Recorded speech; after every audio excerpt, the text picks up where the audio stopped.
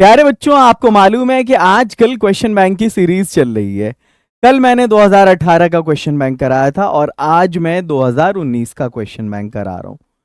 मुझे उम्मीद है कि आपने उस वीडियो को देख लिया होगा। पहले साइंस का होगा, फिर आर्ट्स का होगा, जैसा कि कल हुआ था। ठीक है, तो और हाँ, एक चीज आप लोगों को ये नहीं करना कि जैसे साइंस वाला ये ना सोचे कि हमें आर्ट्स वाले का क्वेश्चन बैंक नहीं पढ़ना, या आर्ट्स वाला ये ना सोचे कि हमें साइंस वालों का क्वेश्चन बैंक नहीं पढ़ना। नहीं, सिलेबस सेम है। तो हो सकता है कि इस साल का आर्ट्स का क्वेश्चन अगले साल साइंस का हो सकता है, इस साल का साइंस का क्वेश्चन अगले साल आर्ट्स का हो सकता है। तो अब तक जितने भी एग्जाम्स हुए हैं पूरा मैं अप टू डेट करने वाला हूं आप लोगों के लिए। स्टार्ट किया हमने कल 2018 किया, आज हम 2019 का कर रहे हैं। आप सभी स्टूडेंट्स इस वीडियो को लाइक कर दीजिए और अपने सभी दोस्तों से शेयर कर दीजिए। इस बार एग्जाम दे रहे हैं अगर आप, तो आपकी तैयारी में 4 चांद लगा देगा ये सेशन। और अगर अभी तक आप नहीं जुड़े हैं एग्जाम मंथन से, तो अभी के अभी प्ले स्टोर से ओके इंग्लिश एकेडमी को इंस्टॉल करके एग्जाम मंथन से जुड़िए, जिसमें आपको 90 मिनट का इंग्लिश का कोर्स तो मिलेगा ही, साथ में आपको 90 मिनट का हिंदी और 90 मिनट का उर्दू का कोर्स भी मिलेगा। कोई प्रॉब्लम हो तो इस नंबर पर आप कॉल भी कर सकते हैं, व्हाट्सएप भी कर सकते हैं। और इस कोर्स में आपको मिलेगा क्या, तो मैं आपको बता दूं, important objective, important subjective, audio summary 5-5 minute की पूरे 21 चैप्टर की, यानी 11 प्रोज और 10 पोएट्री की आपको 5-5 मिनट की समरी मिलेगी। ग्रामर ट्रिक मिलेगा। एग्जाम में एक्सप्लेनेशन, एसे, समरी और एप्लीकेशन कैसे लिखना है, कोई गेस ना भी आए तो भी आप पूरे का पूरा मार्क्स कैसे ला सकते हैं ये बताया गया। कौन सा बनाना है, कौन सा छोड़ना है ये बताया गया, और मास्टर टेस्ट सीरीज। तो आप जाकर के अभी के अभी इस कोर्स से जुड़ जाइए। 2019 का साइंस एंड कॉमर्स का क्वेश्चन बैंक करते हैं हम लोग पहले, और उसके बाद फिर हम लोग आर्ट्स का क्वेश्चन बैंक करेंगे। ठीक है, तो चलिए अब हम इस सेशन को स्टार्ट करते हैं। तो चलिए अब इस सेशन को, जो सोल्यूशन मैं यहां पे अभी दे रहा हूं वो आपको पूरे बिहार में किसी भी प्लेटफॉर्म पे इतना तगड़ा सोल्यूशन किसी भी बच्चे को नहीं मिलने वाला है। और मैं 2018 से 24 तक साइंस कॉमर्स वालों का, 2018 से लेकर 24 तक आर्ट्स वालों का पूरा क्वेश्चन बैंक मैं यूट्यूब पर कराने वाला हूं। सिर्फ वीडियो को धमाकेदार अंदाज में शेयर करो और एक्सप्लेनेशन देखो, इस लेवल को देखो। चलो स्टार्ट करते हैं। सारे बच्चे वीडियो एक बार शेयर कर दो लाइक करके। That's strange are kids watch TV serial. आपके सामने ये सवाल है, कह रहा है कि बेस्ट ऑप्शन को चुनो। अब यहां पर सारे बच्चे, ये जो ऑप्शन है देखो, एक चीज है एलिमिनेशन कहलाता है। कभी कभी क्या होता है ना कि हम लोगों को आंसर समझ में नहीं आता, तो हम लोगों को जिस चीज का सहारा लेना है वो चीज है एलिमिनेशन। एलिमिनेशन का मतलब है हटाना। तो आप एलिमिनेट कर दीजिए, आपको जो आंसर सही नहीं लग रहा आप उसको हटा दीजिए। Are kids be watch TV serial, ये कोई सेंस नहीं बना रहा। Are kids are watch TV serial, ये कोई सेंस नहीं बना रहा। आर जब भी आएगा तो वॉचिंग हो जाएगा, V4 हो जाएगा, तो V4 नहीं है तो ये भी हमारा आंसर नहीं होगा। ले दे करके do not watch TV serial, ये थोड़ा सही लग रहा है। रीजन ये है कि डू के साथ हम वर्ब का पहला फॉर्म लगाते। ये था आपका मेथड नंबर 1, पहला तरीका सॉल्व करने का। अब जिन बच्चों की ग्रामर अच्छी है उन लोगों को यह मालूम होना चाहिए कि ये जो है वो एक हैबिचुअल, वो बच्चे के हैबिचुअल एक्शन की बात कर रहा है कि हमारे बच्चे टीवी सीरियल नहीं देखते। नेगेटिव सेंटेंस नेगेटिव है, तो इस केस में हम डू नॉट, ये चूंकि सब्जेक्ट आपका प्लूरल है तो ये जो वर्ब होगा ना वो भी प्लूरल होगा, तो डू प्लूरल है। या सब्जेक्ट भारी वर्ब हल्का होगा, ये मेरा वाला जो ट्रिक है। तो ये दूसरा मेथड था बनाने का जिनकी ग्रामर स्ट्रांग है। ठीक है, कि ये हैबिचुअल एक्शन है। और दूसरा जिनकी ग्रामर कमजोर है वो ट्रिक से अगर काम निकालेंगे तो एलिमिनेशन ट्रिक से वो बना सकते हैं। ये एलिमिनेशन वो ट्रिक है कि अगर आपको कुछ नहीं भी आ रहा फिर भी आप बना के निकल जाओगे ग्रामर में से 10-15 क्वेश्चन। ये मैं लास्ट में एग्जाम टाइम में बताऊंगा। बस तुम लोग सपोर्ट करो चैनल को, वीडियो को लाइक शेयर करो। जो क्वालिटी कंटेंट हम तुम लोगों को डिलीवर कर रहे हैं पूरे बिहार में या पूरे भारत में नहीं मिलता in terms of language. They dot here next week, मैंने क्या बोला कि अगर तुम्हारी नजर पड़ रही है नेक्स्ट पर या कमिंग पर या फ्यूचर का कोई इवेंट है तो ऐसा करो कि शैल विल के साथ वर्ब का पहला फॉर्म लगा दो। सब्जेक्ट पे डिपेंड करेगा, तो दे में शैल नहीं लगता, दे में विल लगता है। तुम्हारा आंसर बी होगा, आगे बढ़ो। अगला है मार्शा इज रीडिंग अ नॉवेल। जिन बच्चों ने ईवीएस ट्रिक पढ़ा होगा वो आराम से इसको बना सकते हैं, जिन्होंने नहीं पढ़ा होगा उनसे नहीं बनेगा। इसका मतलब है 3 सेकंड में वॉइस सॉल्व। ई का मतलब होता है एक्स्ट्रा। तो यहां पर जैसे ही V4 पे नजर पड़ेगी, आंसर में एक्स्ट्रा में बीइंग लगेगा, मतलब पैसिव में बीइंग लगेगा। देखो बीइंग है कहीं पे, इसमें नहीं है, इसमें नहीं है, इसमें है। ये तुम्हारा आंसर है, 1 सेकंड में बन गया। Drivers dot dot drive over the speed limit. अब यहां पर तुम्हें ऑक्सिलरी वर्ब चुनना है। देखो सबसे अच्छी चीज है ना बिहार बोर्ड के इन पेपर्स की जो आजकल हो रहा है कि ब्रैकेट में इंस्ट्रक्शन लिखा होता है, हमें क्या करना है। तो स्पीड लिमिट से ज्यादा ड्राइवर को चलाना चाहिए या नहीं चलाना चाहिए, तो नहीं चलाना चाहिए, ये मस्ट नॉट होगा। What do you want? She asked him। ये वॉइस का ये नरेशन का क्वेश्चन है। आरसीटी वीपी मेरा वो ट्रिक है जिसपे पूरा हिंदुस्तान नरेशन बना रहा है सिर्फ 5 सेकंड में। पहला सेकंड है आर का काम करो, यानी ये अगर आस्क्ड है तो इधर जो तुम्हारा ये तुम्हारा इनडायरेक्ट स्पीच है, चेंज करना है डायरेक्ट स्पीच में। तो रिपोर्टिंग वर्ब जब ये आस्क्ड है तो इधर सेड या सेड टू भी हो सकता है, आस्क्ड भी हो सकता है, जो भी होगा पास्ट में होगा। आस्क्ड इधर कहीं पे है, इसमें नहीं है, इसमें नहीं है, इसमें है और इसमें है, ये दोनों तुम्हारा आंसर हो सकता है। कंजक्शन का काम करो, जब ये WH फॉर्म है तो कंजक्शन भी वॉट ही होगा। तो देखो यहां वॉट है, हाँ यहां वॉट है, ये दोनों तुम्हारा आंसर अभी भी चल रहा है। ई का मतलब है टाइम एक्सप्रेशन कुछ है नहीं। वर्ब देखो यहां पे, जब भी इधर अगर डू हो, WH फॉर्म हो, तो डू जब भी चेंज होगा ना ये V2 में चेंज हो जाएगा। तो देखो ये वांटेड है, ये तुम्हारा आंसर है, हैड वांटेड नहीं होगा। आगे चलो, you must start now, you will miss the bus. इसको कंबाइन करना है। कंबाइन करने के लिए ये वाला जो है एप्रोप्रिएट आंसर है तुम्हारा, मतलब तुम्हें अभी शुरू कर देना चाहिए, तुम बस को मिस कर जाओगे। ये कहा ये जा रहा है कि अगर तुमने अभी बस को अभी शुरू नहीं किया चलना तो तुम्हारी बस मिस हो जाएगी। तो ये हम अनलेस या अनटिल से इसको बनाएंगे। सबसे बेस्ट होगा unless you start now you will miss the bus, लेकिन इसके आगे कुछ सेंटेंस दिख नहीं रहा है इसलिए ये सही आंसर नहीं लग रहा है। Until you start now you will miss the bus, ये आंसर हो। यार एक काम करो, यहां पे मुझे लगता है टाइपिंग मिस्टेक है, रुक जाओ। You will miss the bus, ये अब ये तुम्हारा पहला आंसर बिल्कुल सही है कि जब तक तुम मतलब अगर तुम अभी चलना शुरू नहीं करोगे तो तुम्हारी बस मिस हो जाएगी। Unless you start now you will miss the bus, ये एकदम सटीक आंसर है। अब अनटिल वाला इनअप्रोप्रिएट लग रहा है और इस दोनों का तो खैर कोई सेंस ही नहीं है। द डॉक्टर सजेस्टेड, कभी लेट वाला सवाल बनाए हो, ये बहुत डिफिकल्ट क्वेश्चन सब है, वो हुआ हल्के फुल्के से काम नहीं चलेगा। अब जैसे let's finish the homework, let's finish the homework, the teacher said, क्या टीचर ने कहा चलो होमवर्क फिनिश करते। The teacher said let's finish the homework. मैं इस वाले का इनडायरेक्ट स्पीच जब बना के दिखाऊंगा तब तुम लोगों को समझ में आएगा कि यहां पर क्या लगेगा। अब बताओ, ये जो द टीचर सेड है लेट्स फिनिश द होमवर्क, ऐसा एग्जाम में आता है बनाने के लिए, इसको कैसे सॉल्व करोगे? तो इस केस में जब लेट होता है तो ये लेट कभी सजेस्टेड में चेंज हो जाएगा, कभी प्रोपोज्ड में चेंज हो जाएगा, ठीक है। तो यहां पर ये टीचर एक क्या बोलते हैं, सजेशन दे रहे कि द टीचर सजेस्टेड दैट, इनको जब लेट्स है तो इसका मतलब होता है लेट अस, इसलिए ये वी हो जाएगा, सॉरी दे हो जाएगा। लेटस दे में चेंज हो जाएगा यहां पर दे, और ये शुड लगेगा इसमें हेल्पिंग वर्ब के तौर पे। The teacher suggested that they should finish the homework, finish the homework. अब देखो ये वाला सेंटेंस, द डॉक्टर सजेस्टेड, क्या हो जाएगा, that the patient should take a vacation. इस वाले को देख करके समझ में आ रहा है कि ये होगा।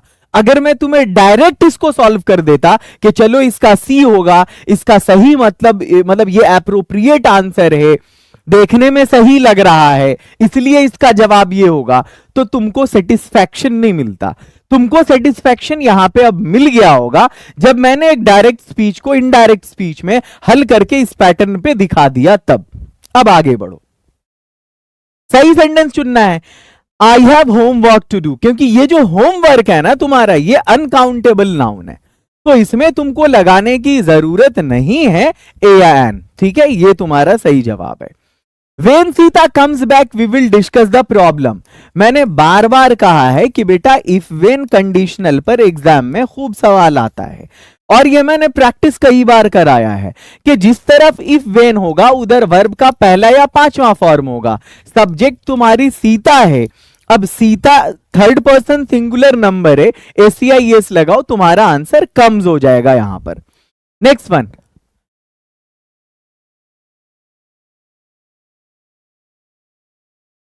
आगे बढ़ते हैं। Next one, dot dot he come with us. अब इस जगह पे फिर तुम्हारा जो है एलिमिनेशन ट्रिक काम आएगा बहुत सारी जगहों पे। कोई कोई तो देख के डायरेक्ट आंसर बना देंगे will he come with us, लेकिन चलो एलिमिनेट करके देखते हैं। इज आएगा जब भी तो वर्ब का चौथा फॉर्म आएगा, तो ये तुम्हारा जवाब नहीं होगा। Do he come with us, do he come with us, कभी भी ही में डू नहीं लगता है और ही में कभी हैव भी नहीं लगता है। एलिमिनेशन से बन गया। कौन कौन जवाब नहीं होगा, इसी को एलिमिनेशन कहते हैं। ये तुम्हारा आंसर है। Choose the correct sentence. I wish I were young again. I wish I were young again hypothetical question है। तुम्हारा जो अभी फर्स्ट टर्म का एग्जाम हुआ है उसमें यह सवाल पूछा गया है, इसलिए मैं बार बार कहता हूं क्वेश्चन बैंक पढ़ो। और सारे बच्चे तुम लोग अगर वीडियो को शेयर करो खूब धमाकेदार अंदाज में, और बच्चों की संख्या 200-300 अगर तुम लोग सब मिलके पहुंचाते हो, तो मैं वादा करता हूं कि 2018 से 2024 तक साइंस वालों का 7 पेपर होता है, 2018 से 2024 तक आर्ट्स वालों का 7 पेपर होता है। टोटल 14 पेपर का वीडियो एक्सप्लेनेशन तुमको वाईटी यूट्यूब पर मिलेगा ही, साथ में मैं इसका पीडीएफ, ये जो क्लास नोट्स मैं बना रहा हूं, मैं इसको सेव करके रख लूंगा। लेकिन ये तभी रिलीज करूंगा जब बच्चों की संख्या तुम्हारी 300 होगी मेरे इस आखिरी क्लास में। एक दिन मैडम एग्जाम स्पेशल प्रैक्टिस कराएंगी और एक दिन मैं ये क्वेश्चन बैंक कराऊंगा। ये फ्री में तुम लोगों को मिलेगा, बट ये तुम्हारी रिस्पॉन्सिबिलिटी है। आखिरी क्लास में ये जो क्वेश्चन बैंक की आखिरी क्लास होगी 24 की, ये तुम लोगों की जिम्मेदारी होगी। मैं क्लास नोट सेव करूंगा बट अभी दूंगा नहीं तुम लोगों को। चलो बढ़ते हैं आगे। Have you seen dot dot Taj Mahal. ये ताजमहल हिस्टोरिकल बिल्डिंग है, ऐतिहासिक इमारत है बेटा, इसमें द लगेगा। कोई भी हिस्टोरिकल बिल्डिंग हो वहां पे द लगाएंगे, चाहे कुतुब मीनार हो, ताजमहल हो, रेड फोर्ट हो, विक्टोरिया मेमोरियल हो, what ever that is, lotus temple हो, द लगाओ। The great scholar and poet. अब यहां पर बहुत सारे बच्चे गलती करेंगे, एंड देख करके, क्या देख करके, एंड देख करके वो समझेंगे कि द ग्रेट स्कॉलर एंड, ये सब्जेक्ट मेरा प्लूरल हो गया। क्यों? क्योंकि दो बंदा है यहां पर। तो हम क्या करेंगे, यहां पर डाइड है ना, तो ये V3 है, तो इसमें हम हैव लगा देंगे। मैक्सिमम बच्चों का ये जवाब होगा। ये बिल्कुल गलत है, और आर डाइड तो होगा ही नहीं, आर के साथ V4 लगता है। अगर कोई थोड़ा तेज बच्चा है भी तो वो हैव लगाएगा, ये भी गलत हो जाएगा। अब सही क्या होगा? तो देखो यहां पर है कि द ग्रेट स्कॉलर, यानी एक महान विद्वान और कवि मर गया। अब ये जो महान विद्वान है वही कवि भी है, ये दो अलग बंदा नहीं है। The scholar and the poet, they are not different guys. They are the same person. A single person is both the scholar and the poet. इसलिए यहां पर सब्जेक्ट एक ही है, वही बंदा स्कॉलर है, वही बंदा पोएट है, सिंगुलर है। जब सब्जेक्ट सिंगुलर होगा तो वर्ब भी सिंगुलर होगा, हैज लगाएंगे बेटा। ये सब्जेक्ट वर्ब एग्रीमेंट का सवाल है, और ये चीज मैंने स्पेशली बार बार फोकस कर अपने मैंने वो जो 30 मिनट का मेरा इसका लेक्चर है, क्या बोलते हैं ऐप पे, क्रैश कोर्स में भी, टॉपर्स कोर्स में भी, 30 मिनट में मैंने सिंटैक्स समझा रखा है सब्जेक्ट वर्ब एग्रीमेंट को, एग्जाम के ट्रिक के पॉइंट ऑफ व्यू से। और ये सेम चीज मैंने डिस्कस किया था वहां सेम एग्जाम्पल के साथ। यहीं पर एक जगह और बच्चे गलती करते हैं, मैं एक और एग्जाम्पल सब्जेक्ट वर्ब एग्रीमेंट का दिखाता हूं। राइस एंड करी, ठीक है, या bread and butter, bread and butter, ये dot dot is my favourite food या ब्रेकफास्ट, जो भी हो, खैर राइस एंड करी या bread and butter dot dot is my favourite food. Rice and curry या ब्रेड और बटर मेरा फेवरेट फूड है। अब तुम इस दोनों को देख करके ये बताओ कि यहां पर इज लगाओगे या आर लगाओगे? What will you use? सारे बच्चे बताओ, यहां पे इज लगाओगे या आर लगाओगे? कमेंट सेक्शन में जवाब दो। राइस एंड करी इज माई फेवरेट फूड या राइस एंड करी आर माई फेवरेट फूड, क्या होगा?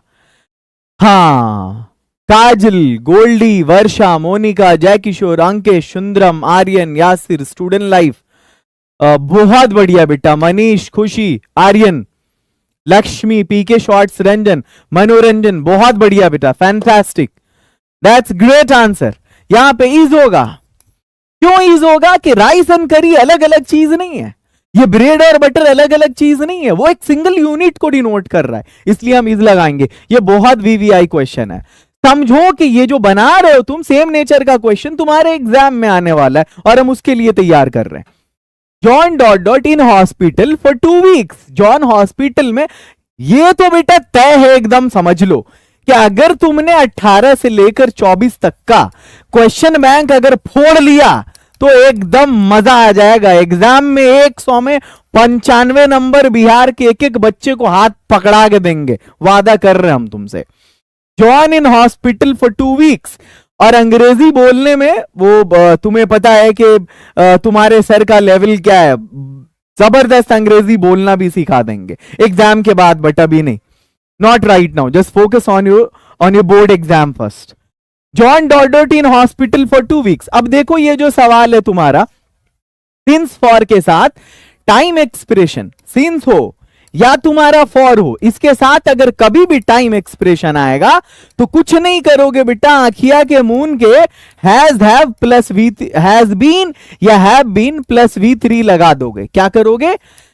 हैज बीन या have been, sorry, plus V4 लगा दोगे।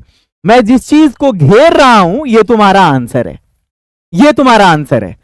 हैज, सिंस फॉर के साथ टाइम एक्सप्रेशन दिखेगा, has been, have been plus V4 लगाओगे। डिपेंड करेगा सब्जेक्ट पे तुम्हारे, तुम्हारा सब्जेक्ट जॉन है, जॉन के साथ क्या लगाओगे? हैव बीन लगाओगे, हैज बीन लगाओगे। कौन? अरे आंसर है, क्या बात है बेटा, बवाल, बहुत बढ़िया, फैंटास्टिक। सर आप बहुत ही अच्छा पढ़ाते, इतना अच्छा पढ़ाते, शेयर करो ना, बच्चे लोगों को जोड़ो। और हाँ, ओके इंग्लिश एकेडमी का व्हाट्सएप चैनल बनवा दिया हमने, क्योंकि टेलीग्राम पे जो चीजें अपलोड होती थी, हो सकता है टेलीग्राम बैन हो जाए इंडिया में क्योंकि उस पे बहुत सारी चीजें स्प्यूरियस होती थी या बहुत सारा स्कैम होता था, फ्रॉड होता था। इस वजह से जो उसका फाउंडर है वो खुद अभी जेल में है, तो कस्टडी में, तो दैट्स वाई बंद होने वाला है टेलीग्राम। तो इसका व्हाट्सएप चैनल बनवा दिया गया बैकअप के तौर पे, चाहे ओके इंग्लिश एकेडमी हो या ओके साइंस एकेडमी हो या ओके आर्ट्स एकेडमी हो, या फिर हमारा स्पीकिंग चैनल जो है, जो मेरे दिल के बहुत करीब है, LINGOW, ये मेरा स्पीकिंग चैनल है, इसका भी हमने व्हाट्सएप चैनल बनवा दिया है। अब देखो, चूज द करेक्ट सेंटेंस, सही सेंटेंस को चुनो। She is the girl whose name is Ravi, she is the girl whom name is Ravi, she is the girl who name is Ravi, she is the girl that name is Ravi. वो वही लड़की है जिसका नाम रावी है। अब यहां देखो कि ये जो हुज नेम है, ये हुज नेम तुम्हारा रिलेटिव एडजेक्टिव है। यहां पे क्या है? रिलेटिव एडजेक्टिव है। किसकी किताब, किसका नाम, जिसकी किताब, जिसका नाम, इसके लिए हम हुज यूज करेंगे। शी इज द गर्ल, वो वही लड़की है जिसका नाम रावी है, तो यहां पर हम हुज नेम का यूज करेंगे, ना कि हुम नेम का यूज करेंगे। यहां पर हुज का मतलब हो जाएगा जिसका, और किसी का मतलब नहीं बन रहा है जिसका। आगे चलो। The house was painted by Tom, ये तुम्हारा, ये तुमको इंस्ट्रक्शन ब्रैकेट में दे रखा है कि इसको चेंज करना है एक्टिव वॉइस में। इसका मतलब है कि ये पैसिव वॉइस में है, तो मैंने क्या बोल रखा है कि एक्टिव से पैसिव में बदलना हो या पैसिव से एक्टिव में बदलना हो, किसी को किसी में बदलना हो। एक ट्रिक है अपना EVH, इसको फॉलो करो, तुम्हारा आंसर मिल जाएगा। कितने सेकंड में? 3 सेकंड में। ई का मतलब है एक्स्ट्रा, तो ये जो एक्स्ट्रा वॉज दिख रहा है, इसका मतलब है कि एक्टिव में V2 होना चाहिए। V2 कहीं पे है, यहां पे V2 है, इसमें V2 है, बाकी इसमें नहीं है, इसमें नहीं है, इसमें नहीं। 1 सेकंड में बन गया। अब हम आगे जाएंगे भी नहीं, V की तरफ भी नहीं जाएंगे, हम H की तरफ भी नहीं जाएंगे, हमारा आंसर मिल गया। जिन बच्चों को EVH समझ में आ गया होगा, कसम से उसको मजा आता होगा ये सब सवाल देख के, बहुत सारी जगहों पे क्या है कि एक तो ये वाला फॉर्मूला फंडा तुम्हें पूरे बिहार छोड़ो, छोटी जगह है, पूरे भारत में नहीं मिलेगा। ईवीएच का फंडा, आरसीटी वीपी का फंडा। दूसरी चीज, अगर ये तुम्हें मिल जाएगा, किसी ने कॉपी कर भी लिया होगा, तो फिर वहां पे क्या है तुम्हारा कि एक्टिव से पैसिव तो बच्चे बना लेते होंगे, लेकिन पैसिव से एक्टिव में उन्हें दिक्कत हो जाती होगी। ठीक है,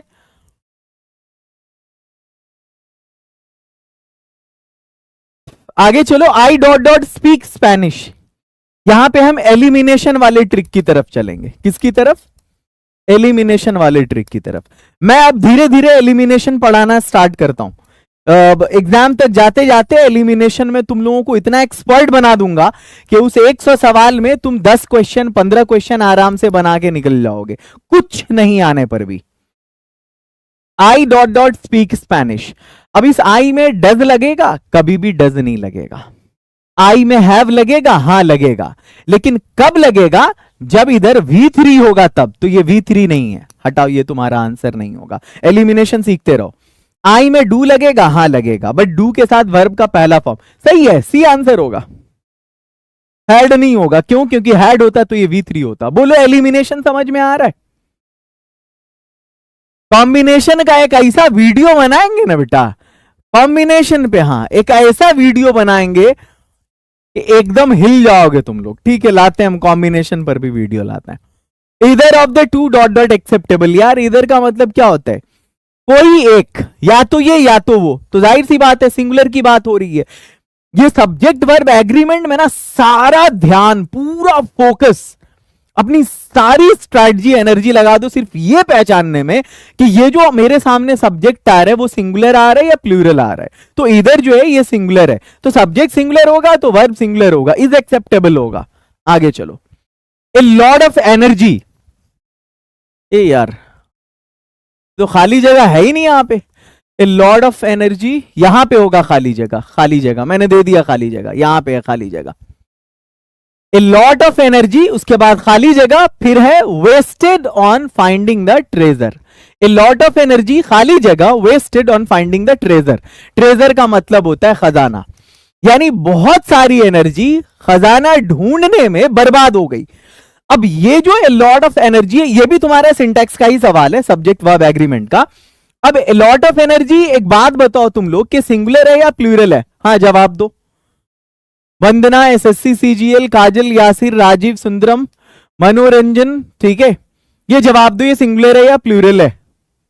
ठीक है, अमित, वर्षा, सबा एजुकेशन, सिट्टू, प्रीति, अंकेश, सलमान अख्तर, अजीत, जल्दी बताओ ये सिंगुलर है या प्लूरल है?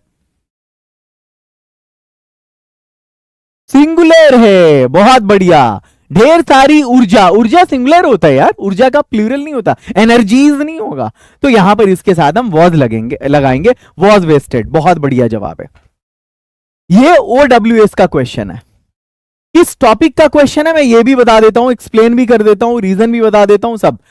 Those who work in the same department, वो जो सेम डिपार्टमेंट में काम करते हैं, जैसे आपके फादर हैं, वो किसी भी डिपार्टमेंट में होंगे, लाइक वो ऑफिस में होंगे, वो ऑफिसर होंगे, वो क्लर्क होंगे, वो क्या बोलते हैं टाइपिस्ट होंगे, वो लैब टेक्नीशियन होंगे, कुछ भी उनकी जॉब होगी, वो सेल्समैन होंगे, वो बिजनेसमैन होंगे। तो मतलब कोई भी जो बंदा काम कर रहा होता है, उसके साथ काम करने वाला जो होता है ना, वो उसका कलीग कहलाता है। तो ये प्लूरल है, कलीग्स होगा, ये सही जवाब है। आगे चलो। आई एम, ये एम हो या इज हो या आर हो या वॉज हो या वर हो, मेरी बात ध्यान देना, बार बार मैं कह रहा हूं, इन पांचों को मिला करके हम टेक्निकली इंग्लिश में जो नाम देते हैं वो वर्ब टू बी कहलाता है। और इन पांचों में एक कॉमन चीज ये है कि इसको भी वर्ब का चौथा फॉर्म चाहिए, इसको भी चौथा फॉर्म चाहिए, इसको भी चौथा फॉर्म चाहिए, इसको भी चौथा फॉर्म चाहिए। तो तुम्हारा जवाब ए हो जाएगा। बहुत बढ़िया, आगे बढ़ते हैं। आगे next one, listen Radha dot dot the sitar. कल मेरी एक वीडियो आने वाली है बेटा, यहाँ पे बच्चे हो इतने सारे देख रहे हो। मैं अभी इस सवाल को लिसन, देखो पहले इसको मैं ट्रिक से सॉल्व करा देता हूं।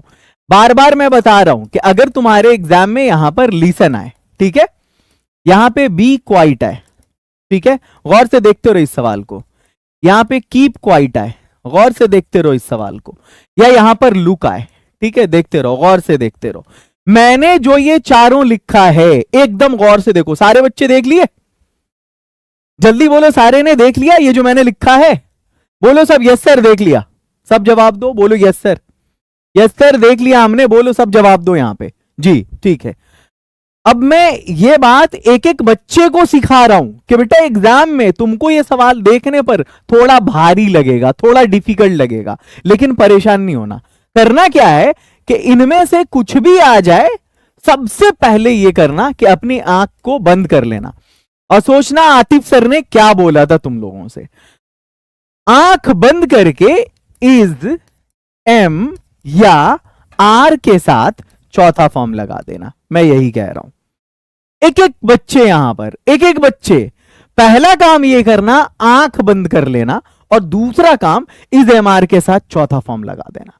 कौन कौन स्टूडेंट करोगे ये? हैंड्स अप करो, बताओ हमको। तो अब बताओ कि ये जो राधा है इसके साथ तुम क्या लगाओगे, तुम्हारा जवाब क्या होगा? अब सवाल नंबर 22 का जवाब मैं तुम लोगों से लूंगा। अच्छी लग रही क्लास तो लाइक करके शेयर करते रहो, शेयर करते रहो, खूब शेयर करो। सी होगा आंसर, करेक्ट, एकदम मस्त, जबरदस्त बोले तो, बहुत बढ़िया, बहुत बढ़िया। Manish Patel, Neeraj Gupta, Faisal Iqbal, fantastic. Amit, SSC CGL, Anjali, Sanjeet Raj, बढ़िया बेटा, जबरदस्त। सी आंसर होगा इसका। अबे चूज द करेक्टली। और हाँ, एक चलो पहले इसको कर लेते हैं। 100 क्वेश्चन, सॉरी एटलीस्ट जो है 25 क्वेश्चन कर लेते हैं, फिर बात करते हैं। Choose the correctly spell word. Committee इतना कॉमन वर्ड है, मैं अभी 5 वर्ड लिखा रहा हूं जो मोस्ट प्रोबेबली संभावना है कि आ सकता है। कमिटी में 3 बार डबल आएगा, double M double T double E, double M double T double E, ठीक है, sorry double M double T double E, ये C O double M I double T double E. पहली चीज ये हो गई। एक चीज और मैं बता रहा हूं, ये जो गुब्बारा होता है ना, बलून, इसमें 2 बार डबल आता है, B A double L double O N. चलो, इसके बाद एक और वर्ड मैं बता रहा हूं, कैलेंडर। ऑक्सफोर्ड यूनिवर्सिटी ने 25 ऐसा वर्ड निकाला जिसमें पूरी दुनिया के लोग गलती करते हैं, है बड़ा कॉमन वर्ड, उसमें से एक कैलेंडर को भी रखा उन लोगों ने। और उसकी सबसे बड़ी वजह है कि किसी को भी कैलेंडर लिखने को कहोगे तो CALENDER लिखेगा, लेकिन मैं भी ऐसे ही लिख देता था, लेकिन DER ना होकर के ये DAR होता है, ये है कैलेंडर। अब मैं एक और वर्ड बता रहा हूं, सरकार जो होती है ना, सरकार, उसको इंग्लिश में गवर्नमेंट कहते हैं। ये एन साइलेंट होता है, लेकिन इस एन को लिखा जाता है इंग्लिश में जब आप स्पेलिंग करोगे तो GOVERNMENT। ये सब मोस्ट कॉमन चीज है। ये यहां पे इसमें गलती होती है, इसमें गलती होती है, इसमें गलती होती है, समझ में आ रहा है? और एक और वर्ड है, एक और वर्ड है सुपरिटेंडेंट, SUPERITENDANT। अब देखो यहां पर ये जो सुपरिटेंडेंट है इसमें भी एन साइलेंट होता है। ये सब कुछ ऐसे वर्ड्स हैं स्पेलिंग के जो अक्सर गलती होती है बच्चों से। अब चलो आगे बढ़ते हैं। The man was dot dot by a dog. इस सवाल का सही जवाब क्या होगा? यहां पे ये कुछ नहीं है। The man was dot dot by a dog, ये पैसिव वॉइस में सेंटेंस है कि बंदे को कुत्ते ने काट लिया। बाई देख रहे हो यहां पर। अब एक बात बताओ, पैसिव वॉइस में जब भी तुम्हारा जो वर्ब होगा वो कौन से फॉर्म में होगा? थर्ड फॉर्म में होगा। तो वर्ब के बाद यहां पर V3 आएगा। बाइट का मतलब होता है काटना, और इसका जो थर्ड फॉर्म होगा वो बिटन होगा। The man was bitten by a dog. ये तुम्हारा सही आंसर है। बहुत बढ़िया, फैंटास्टिक। आगे बढ़ो। Look dot dot this painting. इस बोर्ड की तरफ देखो, तस्वीर की तरफ देखो। लुक के बाद एट लगता है, यहां पर जो प्रीपोजिशन लगेगा, ब्रैकेट में इंस्ट्रक्शन भी दिया हुआ, एट लगेगा। ही डॉट डॉट वीडियो गेम्स। अब यहां पर जो ट्रिक काम आएगा, एलिमिनेशन ट्रिक काम आएगा। कौन सा ट्रिक काम आएगा? एलिमिनेशन। ही में कभी भी हैड लग सकता है, लेकिन हैड के साथ कभी भी V4 नहीं आएगा। ही के साथ कभी भी M नहीं आएगा। ही के साथ कभी भी R नहीं आएगा। ही के साथ जब भी आएगा इज आएगा। आगे चलो, नेक्स्ट। आई बॉट, मैंने खरीदा, दीज बुक्स, इन किताबों को, डॉट डॉट ऑक्शन। ऑक्शन पता है किस चीज को कहते हैं? ऑक्शन कहते हैं नीलामी को। आप लोगों को मालूम है हर साल 200-250 करोड़ का ऑक्शन होता है इसका, IPL का।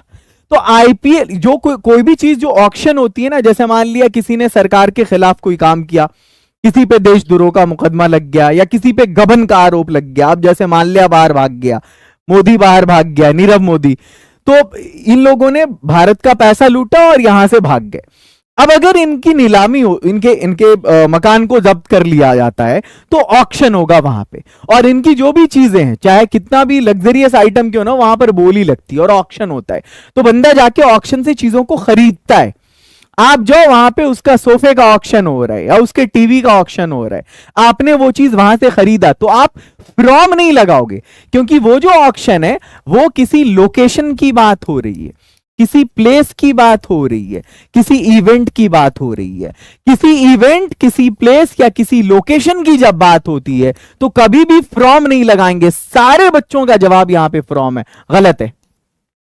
When we talk about any location, any place or event, we don't use from, हमें यूज करना होता है at.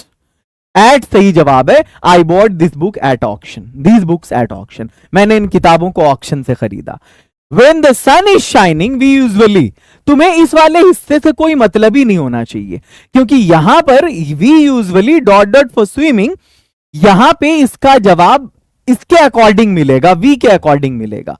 और मैंने बार बार कह रखा है कि चाहे यूजुअली हो, चाहे जनरली हो, चाहे तुम्हारा फ्रीक्वेंटली हो, चाहे तुम्हारा जो है वो क्या बोलते हैं ऑलवेज हो, चाहे नेवर हो, चाहे ऑफन हो, चाहे समटाइम्स हो, ठीक है, इनमें से किसी पे भी नजर पड़ रही है ना, usually, generally, frequently, always, never, often, sometimes, तो क्या करते हैं वहां पे V1 या V5 लगाते हैं। और ये डिपेंड करता है सब्जेक्ट पे। सब्जेक्ट हमारा V है तो वर्ब का पहला फॉर्म लगेगा यानी गो होगा।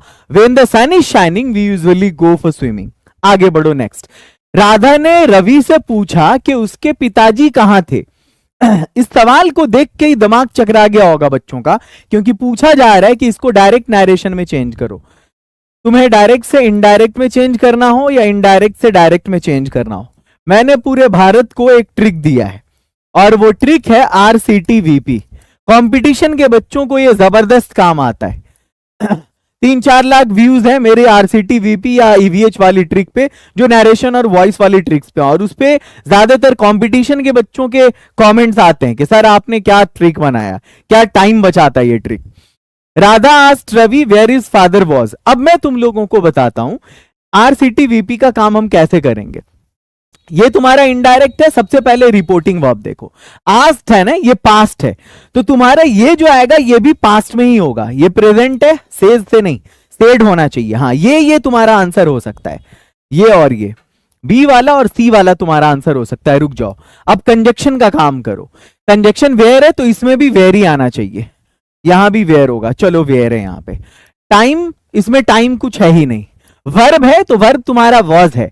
इनडायरेक्ट में वॉज है, इसका मतलब डायरेक्ट में इजेमार रहा होगा। अब डायरेक्ट में देखो इजेमार कहां पे, इसमें इजेमार है, ये तुम्हारा आंसर है। बी तुम्हारा आंसर है, सी आंसर कभी नहीं हो सकता क्योंकि वॉज हैड बीन में बदलता है। आगे चलो। पटना इज सिचुएटेड, पटना गंगा नदी के किनारे स्थित है। ये मिस्र नील नदी के किनारे स्थित है। पेरिस सीन नदी के किनारे स्थित है। ये इलाहाबाद भी गंगा नदी के किनारे स्थित है। ऐसे कोई भी सेंटेंसेस होंगे सिचुएटेड ऑन लगाएंगे हम।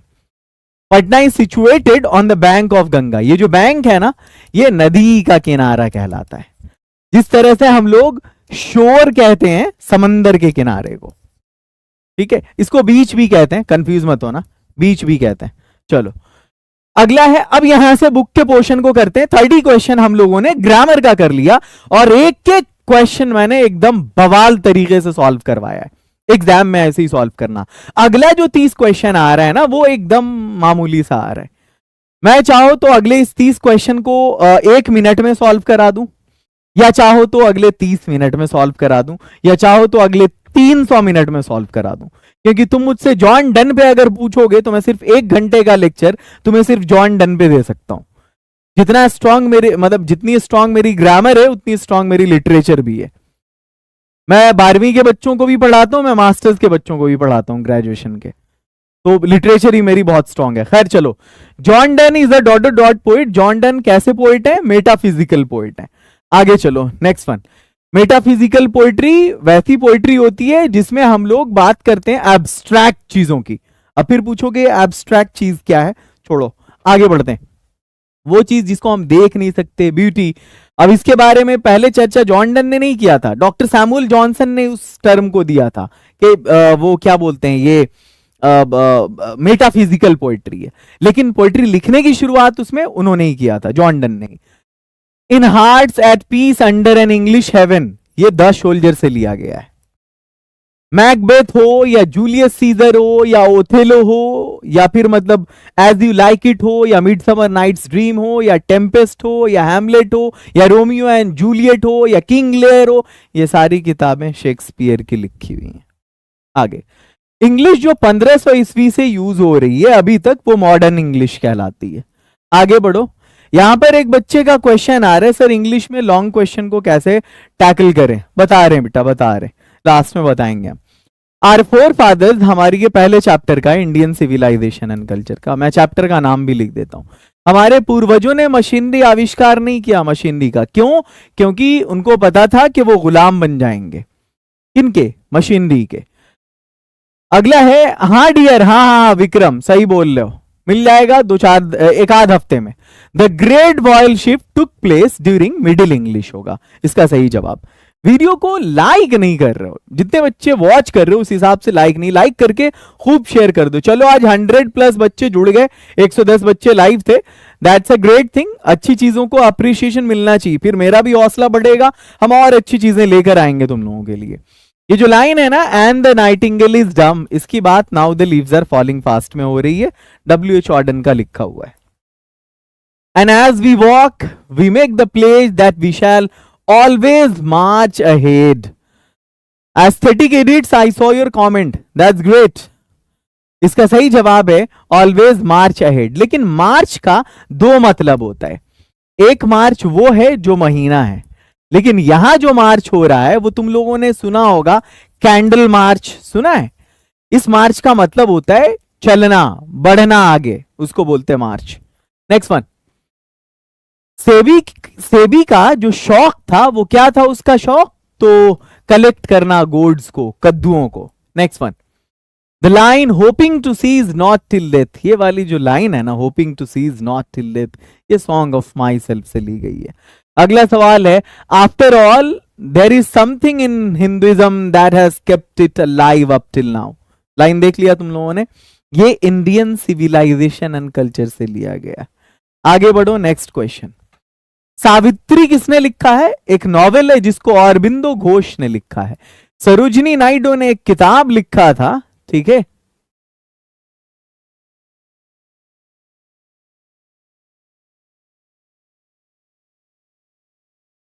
सर एक वीडियो में सभी पोएट की लाइन जो है ना वो क्या बोलते हैं लेकर के आइए। मेरी एक वीडियो है जिस पर लाइन एंड पोइट का ट्रिक मैंने बता रखा है, एक एक डायलॉग से। बहुत जबरदस्त वीडियो उस पर भी मैंने बना रखा है जिसकी डिमांड तुम कर रहे हो। अब जैसे वो है ना एन एपिटैफ वाली पोएम, मैंने उसका एक ट्रिक बना रखा है कि मेरे देश की औरतें दिल ही गायब, मतलब हाँ, हमारे देश की औरतें दिल ही गायब कर देती हैं। ये एक ट्रिक है जिससे उस पूरी पोएम से जो भी लाइन आएगा तुम आराम से पोइट का नाम बता सकते हो। ऐसा कुछ ट्रिक मैंने ऑलरेडी बता रखा है। आगे चलो। अच्छा हाँ, सरोजिनी नायडू की एक किताब है द गोल्डन थ्रेशोल्ड। क्या है? द गोल्डन थ्रेशोल्ड, और नाइटिंगेल ऑफ इंडिया भी कहते हैं इनको। रविन्द्रनाथ टैगोर की किताब अगर आएगी एग्जाम में तो चित्रा है, रेड ओलियंडर है ना, ये सब किताब है इनकी। आगे चलो। वैसे ये तो सबको पता होगा ना गीतांजलि के बारे में। 1913 में नोबेल प्राइज मिला था इनको, उसी की वजह से, सबसे पहले एशिया में। तोरू दत्त ने द लोटस के नाम से एक पोएम लिखा है। ये जिसके बारे में जो क्रिएशन बताया मैंने, ये सब इंडियन राइटर्स के बारे में। बर्ट्रैंड रसेल को नोबेल प्राइज मिला था। नोबेल की स्पेलिंग यार NOBEL होती है, और NOBLE नोबेल का मतलब ना नेक होता है। आगे चलो। वो 1950 में मिला था बर्ट्रैंड रसेल को। द वेस्टलैंड ये किताब है, ये किताब जो है ना the Waste Land Macavity the mystery cat की, नहीं वो पूरा ट्रिक यूट्यूब पर अवेलेबल नहीं, पूरा ट्रिक ऐप पे अवेलेबल है। चाहे क्रैश कोर्स में हो या फिर उसमें हो, क्या बोलते हैं, टॉपर्स कोर्स में हो। द वेस्टलैंड हो या फिर एक और किताब है ऐश वेंसडे, जो आज का दिन है, इसको बहुत सारे लोग वेडनेसडे पढ़ते हैं। मेरे टीचर ने भी गांव में बचपन में मुझे वेडनेसडे पढ़ाया था। Monday, Tuesday, Wednesday. It's not Tuesday, it's Tuesday. It's not Wednesday, it's Wednesday. D silent होता है इसमें। तो ऐश वेंसडे हो या द क्वार्टेट हो या फिर फोर क्वार्ट, हाँ, द वेस्टलैंड हो या फिर फोर क्वार्टेट्स। क्वार्टेट का मतलब होता है 4 लाइन एक साथ होती है। उमर खयाम की लिखी हुई पर्शियन की बुक है रुबाई, उसको बंदे ने इंग्लिश में ट्रांसलेट किया था, मतलब उसी तर्ज पे लिखा है इसको। तो ऐश वेंसडे, फोर क्वार्टेट, ये the Waste Land, the Cocktail Party, ये सब जो मैं बता रहा हूं ये सब इन्हीं की लिखी हुई किताब है। इसको लिखा है टी.एस. एलियट ने। Next, doctor Radha Krishnan never lost his faith in essential humanity of man. आगे बढ़ो। नई वैरायटी ऑफ इंग्लिश जो आज वर्ल्ड के अलग अलग पार्ट में इंट्रोड्यूस हुई है वो न्यू इंग्लिश कहलाती है, नथिंग एल्स, बस new English. English language Sanskrit से या पर्शियन से, या कभी कभी यहां पर संस्कृत और पर्शियन की जगह पे लैटिन भी आ जाता है या कभी कभी ग्रीक भी आ जाता है। ये सवाल इतनी बार पूछा गया है कि मैं अभी कराऊंगा हर साल का क्वेश्चन बैंक, तुम लोग देखना 4-5 बार ये सवाल पूछा गया है। Same question, English language is ... then Sanskrit and Persian. तो लैटिन और ग्रीक भी आ सकता है इस जगह पर, और इसका जो जवाब होगा वो यंगर होगा। यंग का मतलब होता है छोटा, है ना। इंग्लिश लैंग्वेज अभी बहुत छोटी है, यहां पे छोटी नहीं, बहुत युवा है, बहुत युवा है। किसके सामने? इन भाषाओं के सामने, क्योंकि ये भाषाएं बूढ़ी हैं, पुरानी हैं। आगे चलो। वॉल्टर डोलामेर नहीं, डीलामेर, वॉल्टर डीलामेर, नाम जब भी होगा कैपिटल होगा। Makes us aware of the inhuman condition of modern life. क्या मतलब हुआ? ओ इफ बट मत करो, चुपचाप रट लो इस वाले को। ये तुम्हारे जहां पे पोएट के बारे में लिखा है ना उस किताब के शुरू में। क्वेश्चन नंबर 19, सौरभ कह रहा है सर प्लीज एक बार बोलिए ना आपका फेवरेट वर्ड मेरी जान। अच्छा ठीक है, मैं अभी बोलते हुए फ्लो में बोल दूंगा, ऐसे बोलूंगा तो वो जो है ना थोड़ा सा ऑकवर्ड सा लगेगा। Walter de la Mare was born in the year. Walter de la Mare कब पैदा हुए? अब देखो, वॉल्टर डीलामेर की जब भी बात होगी और अगर इसकी साल की बात आएगी तो मैं ना एक टाइमलाइन बना देता हूं और इसको याद कर लेना मेरी जान। मैं जो बता रहा हूं अभी एग्जाम में वही आने वाला है, मतलब उसी 3 में से कुछ आएगा।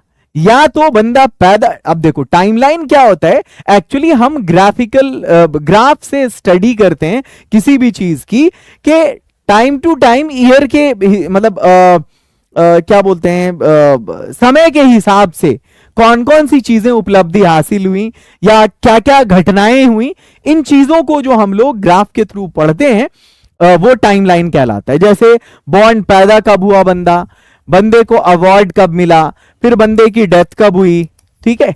ये चीजें जो है ना हम लोग इसके टाइमलाइन पे स्टडी करते हैं। देखो इस बंदे का जो है ना इस बंदे की जो पैदाइश है 1873 में हुई। इस बंदे को जो अवार्ड मिला 1953 में मिला, और इस बंदे की जो डेथ है वो 1956 में हुई।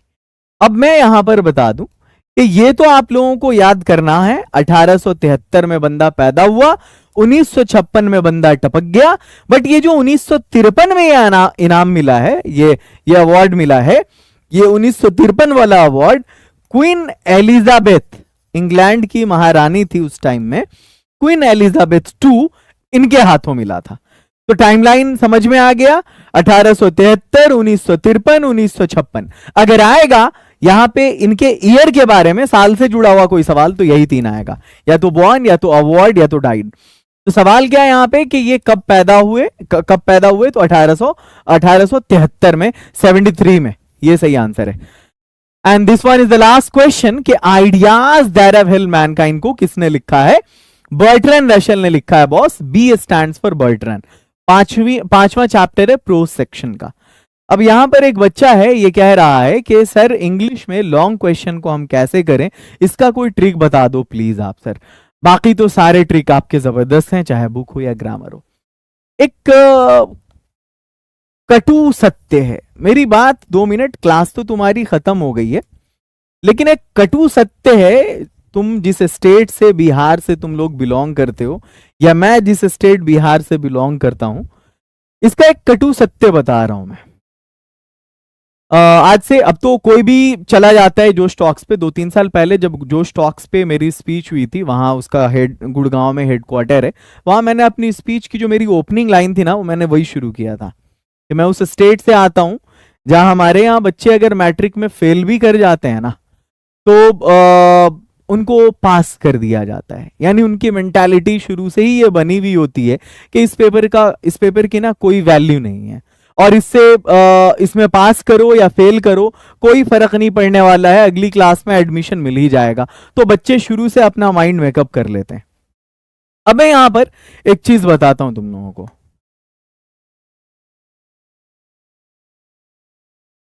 तुमको अगर कुछ भी नहीं आ रहा है ना, ये सिर्फ इंग्लिश आ रहा है, मैंने अपने लाइफ में जो कुछ भी अचीव किया है, या तो बोलकर अचीव किया है मैंने, या अपनी इंग्लिश से अचीव किया है। तुम कितना भी अच्छा जान रहे हो, मैथ्स, फिजिक्स, केमिस्ट्री, तुम डेली लाइफ में इन चीजों को इंप्लीमेंट नहीं कर सकते। तुम history, polity, economy, geography daily life में इंप्लीमेंट नहीं कर सकते। डेली लाइफ में जो चीजें चलती है ना, वो केवल भाषा चलती है। तुम कितना अच्छा बोल लेते हो, तुम कितना अच्छा अपने आप को प्रेजेंट कर लेते हो, ये मैटर करता है। और ये चीजें तुम्हें देती हैं लैंग्वेज।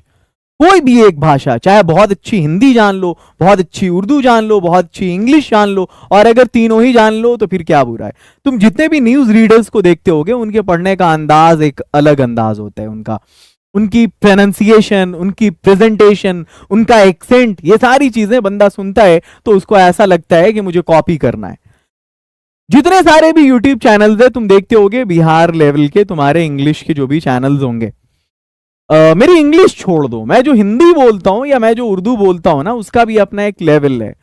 तुम मैं जो बोलता हूं ना, तो मैं अपनी प्रोनाउंसिएशन में जे और जेड के डिफरेंस को मैं बहुत अच्छी तरह से जानता हूं। मैं अपनी प्रोनाउंसिएशन में पी और ये पीएच और ये एफ के डिफरेंस को बहुत अच्छी तरह जानता हूं। मैं जो बोलता हूं ना, तो मैं एस और एस एच के डिफरेंस को बहुत अच्छी तरह से जानता हूं। I know it very well. ये चीजें अगर तुम्हें पता है तो तुम बहुत अच्छा कर जाओगे अपनी लाइफ में। तुम्हें 12th के बाद अगर तुम्हारे गार्जियन पढ़ा भी नहीं रहे ना, और अगर तुम्हारी इंग्लिश बहुत अच्छी है, तो तुम्हें आगे पढ़ने के लिए कोई प्रॉब्लम नहीं। तुम कोई भी जॉब तुम्हें मिल जाएगी, तुम पढ़ सकते हो, तुम पढ़ा के पढ़ सकते हो। आजकल पूरे भारत में होम टीचर तलाशे जाते हैं, और ये जो होम ट्यूटर्स होते हैं, जो भी गार्जियन है वो अपने बच्चे को अंग्रेजी पढ़ाना चाहता है, वो सिर्फ एक चीज तलाशता है कि उसका जो टीचर हो, होम ट्यूटर, वो बहुत अच्छी इंग्लिश जानता हो। अगर जान रहे हो तो आराम से आधे 1 घंटा पढ़ाने की 3,000, 4,000, 5,000 फीस दे देते हैं। समझ रहे हो? अगर 2 ट्यूशन मिल गया तो 2 घंटे में तुम्हारी आगे की पढ़ाई का खर्चा निकल जाएगा। लेकिन हमारे बिहार में उसी अंग्रेजी को कोई वैल्यू नहीं दी जाती है। मैं तुम्हें जो अभी बता रहा हूं, ये कटु सत्य है, ये हार्श रियलिटी है हमारे बिहार की, हार्श रियलिटी। और एक चीज और, ये जो गवर्नमेंट जॉब है ना, सबको नहीं मिलती है, बहुत पापड़ बेलने पड़ते हैं। और हमारे यहां तो बिना घूस के, तुम्हारे पास टैलेंट भी है तो फिर तुम्हें घूस भी देना पड़ेगा। समझ में आ रहा है? और बहुत सारी वैकेंसीज का पेपर लीक है, सबकी सेटिंग पहले से है, एग्जाम से पहले एग्जाम लिया जा रहा है, एक ही सीरियल के सारे बच्चों का निकल जा रहा है एग्जाम। ये सब धांधलेबाजी चलती है यहाँ पे, ये सब स्कैम चलता है। तुम कहां से क्वालिफाई कर पाओगे गवर्नमेंट जॉब के लिए? तुम्हारा तोंद निकल जाएगा, तुम गंजे हो जाओगे, तुम्हारा जो है ना वो बाल सारा उड़ जाएगा, लेकिन तुमको गवर्नमेंट जॉब नहीं मिलेगी। और अगर प्राइवेट सेक्टर की तरफ आओगे ना, तो सिर्फ एक चीज है जो तुम्हें वहां जॉब के लिए जो एडमिट कार्ड माना जाता है, एक तुम्हारा कम्युनिकेशन स्किल, एक तुम्हारा प्रेजेंटेशन, और एक तुम्हारी ये जो अंग्रेजी वाली जो एबिलिटी है ना वो, या फिर अभी जो कुछ स्किल्स के कोर्सेज हैं वो कर लो। तो सबसे मेन चीज इसमें वो इंग्लिश है, इसलिए इंग्लिश पे फोकस करो। तो प्यारे बच्चों, आपका टोटल 50 क्वेश्चन यहां पर कंप्लीट होता है, और अब हम लोग आर्ट्स का क्वेश्चन बैंक स्टार्ट करेंगे। हम लोगों को अब आर्ट्स का क्वेश्चन बैंक शुरू करना है 2019 का। लेकिन एक बार और मैं आप सभी बच्चों से कहना चाहूंगा कि अगर अभी तक आप जुड़े नहीं है एग्जाम मंथन से, तो जाके जुड़िए, 90 मिनट में अपने एग्जाम की तैयारी करिए। 90 मिनट का इंग्लिश, 90 मिनट का हिंदी, और 90 मिनट का उर्दू का कोर्स आपको मिल रहा है एग्जाम मंथन में। अब तक 60,000 से ज्यादा बच्चे उस कोर्स से जुड़ चुके हैं। अभी के अभी प्ले स्टोर से ओके इंग्लिश एकेडमी को इंस्टॉल करके एग्जाम मंथन से जुड़िए। कोई प्रॉब्लम हो, ये नंबर है, आप इस पर कॉल भी कर सकते हैं, व्हाट्सएप भी कर सकते हैं। और चलिए अब स्टार्ट किया जाए 2019 के क्वेश्चन बैंक को। सबसे पहले क्वेश्चन की तरफ आते हैं। आप देखेंगे कि यहां पर पूरा 100 क्वेश्चन नहीं है, यहां पर सिर्फ 60 क्वेश्चन है। एक्चुअली ऐसा है, या 50 क्वेश्चन है, क्योंकि ऐसा था कि 2018 में और 2019 में सिर्फ 50 सवाल पूछा गया था। इस 50 सवाल में से 30 ग्रामर का था और 20 सवाल किताब से था। 30 ग्रामर का था और 20 क्वेश्चन बुक से था। तो चलिए स्टार्ट करते हैं इस धमाकेदार सेशन को। एक बार लाइक करके शेयर कर दीजिए और इस पहले क्वेश्चन की तरफ आइए। एग्जाम में अब कहावत भी पूछने लगा है। कहावत जानते हो ना? अब देखो जैसे यहां पर है कि wasted time dot dot returns. इसका क्या मतलब है? इसका मतलब है गुजरा हुआ वक्त कभी वापस नहीं आता। अब ये बिल्कुल उसी तरह से आपको मालूम है, ये जो आपके क्या बोलते हैं गांव घर में कहावत चलती है, ये उस तरह के कई सारे सेंटेंस मैंने देखे हैं। अब जैसे, और ये सिंपल प्रेजेंट में आमतौर पे होता है। जैसे एक था एग्जाम में पूछा गया था, happiness lies in content. Happiness खाली जगह इन कंटेंट, मतलब खुशी सब्र में होती है, तो हैप्पीनेस लाइज इन कंटेंट। ये इस तरह के जो कहावत है, इस तरह का जो मुहावरा है, इसको याद करना। जैसे हर चमकती चीज सोना नहीं होती। All that glitters is not gold. हर चमकती चीज सोना नहीं होती। तो ये कुछ इंपॉर्टेंट है, इस तरह की चीजें आपको पूछी गई हैं, पूछी जा सकती हैं। तो इस सवाल का जवाब होगा वेस्टेड टाइम नेवर रिटर्न्स। आगे बढ़िए, अगला है आई एम, यानी आई am really sorry dot dot you. इसका मतलब क्या होगा? कि मतलब आपको मेरे से चोट लग गई। हिट का मतलब होता है चोट लगना। आपको मेरे से चोट लग गई, इसके लिए मैं आपसे सॉरी बोलता हूं। ठीक है, तो आपको जब किसी से माफी मांगनी होती है तो आप क्या बोलते हैं? आप बोलते हैं sorry for this, sorry for that. तो यही बोलेंगे, I am really sorry for hitting you. ये मीनिंगफुल एक्सप्रेशन है यहां पर। अगले सवाल का जवाब दो। ये सुजान है। एक्चुअली ये एक लड़की का नाम है, एक लड़की का नाम है ना? सुजान, खैर जो भी है, एक नाम है, एक लड़की का नाम है। और यहां पर जो वर्ब आ रहा है वो आ रहा है थिंक। ये थिंक एक वर्ब है। What do you think? तुम क्या सोचते हो? अब है सुजान पर, सुजान में, सुजान को तोड़ना या सुजान के बारे में। अब बताओ सही ऑप्शन क्या होगा? अपने से दिमाग लगा लोगे अब तुम लोग कि what do you think about Sujan होगा। बहुत बढ़िया। What do you think about Sujan? Answer सही है सबका। खुशी, सबा, मोनिका, शबाना, वर्षा, गोल्डी, नेमत, रमेश, प्रियांशु, मनीष, सबका आंसर सही है। बहुत बढ़िया बेटा, गोल्डी, सबका आंसर सही है। चलो ठीक है, आगे बढ़ते हैं। Next question. एक बार वीडियो को लाइक करके शेयर कर दो। इस वाले क्वेश्चन में स्टूडेंट्स को इतनी प्रॉब्लम होती है जो मैं बता नहीं सकता। अब देखो क्वेश्चन क्या है। ग्रैंड माँ is arriving dot dot the 3:30 PM, यानी जो दादी माँ है वो पहुंच रही है 3:30 बजे वाली ट्रेन से। देखो मैंने तुम लोगों से वादा किया है, ये इतनी इंपॉर्टेंट क्लास है जिसको इग्नोर जिस बच्चे ने किया समझो उसकी तैयारी गई तेल लेने। इसलिए अच्छा हाँ, मैंने एक वीडियो तुम लोगों के लिए स्पेशली बनाया था। उम्मीद है मुझे कि देखा होगा तुम लोगों ने। लाइव बन जाएगी, ऐसा कुछ टाइटल होगा वीडियो का, थंबनेल पे देखना तुम वहां पे। कल की वीडियो थी शायद, वो अपलोड हुआ था रिकॉर्डेड फॉर्म में। ये देखो, ये जो 2018 है ना, 18, 19, 20, 21, 22, 23 एंड 24, 1, 2, 3, 4, 5, 6, 7, पिछले 7 साल का सवाल साइंस कॉमर्स का भी, और पिछले 7 साल का सवाल आर्ट्स का भी। मैं टोटल 14 क्वेश्चन बैंक कराने वाला हूं। मैं 14 क्वेश्चन पेपर एक एक दिन के गैप पे। सारे स्टूडेंट्स बने रहोगे, साइकिल नहीं टूटना चाहिए। एक दिन मैं ये कराऊंगा और एक दिन मैम तुम लोगों की प्रैक्टिस करवाएंगी एग्जाम स्पेशल सेशन। तो ग्रैंड मा is arriving dot dot the 3:30 PM। जैसे ही 3:30 पे नजर पड़ेगी, बहुत सारा बंदा इसमें ऐट लगा देगा, और यहां पर कुछ बच्चों ने ऐट लगाया भी है, लेकिन ये गलत जवाब है। ऐट क्यों नहीं लगेगा? ये टाइम से मतलब नहीं है। यहां पर सवाल ये है कि दादी मां आ रही है 3:30 बजे, नहीं 3:30 बजे वाली ट्रेन से। तो बात यहां 3:30 बजे की नहीं हो रही है। ये वर्ड शायद दिख नहीं रहा होगा तुम लोगों को, 3:30 बजे वाली ट्रेन से आ रही है।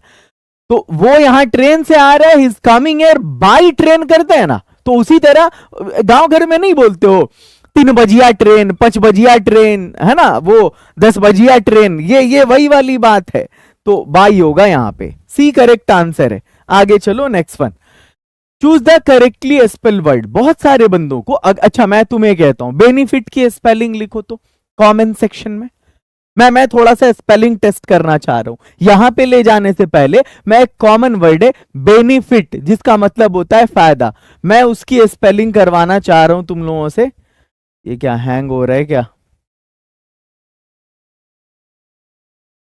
जस्ट अ सेकेंड, देखो इधर, बेनिफिट की स्पेलिंग करो तो। प्रियांशु, एकदम सही स्पेलिंग है। रमेश, अरे वो ऑटो करेक्ट भी आता है यार, उसमें उस पे डिपेंड नहीं रहोगे, जो आता है वो लिखो। बहुत सारे बच्चे बेनिफिट की स्पेलिंग BENIFIT लिखते हैं, ये सरासर गलत है। जो सही स्पेलिंग है इसकी वो होगी BENE, दोनों में ई होगा, और तब FIT फिट लगाओ। इन द सेम वे अगर हमको फेशियल लिखना है तो आगे फेशियल जोड़ देंगे, बेनी में BENE होगा, BENEFICIL, इस तरह से बी हमारा करेक्ट करो। It's not dot dot to go, such a long way का मतलब होता है इतना लंबा रास्ता, ठीक है। It's not such a long way to go. अब यहां पर correct order such a long way का क्या होगा? मतलब सच अ लॉन्ग वे होगा, या ए सच वे लॉन्ग होगा, या ए लॉन्ग वे सच होगा, या ए वे लॉन्ग सच होगा। ये तीनों ऐसे ही पढ़ने में ही लग रहा है कि ग्रामेटिकली इनकरेक्ट है। सच अ लॉन्ग वे, इतना लंबा रास्ता, ये होगा यहां पे, ए करेक्ट आंसर है इसका।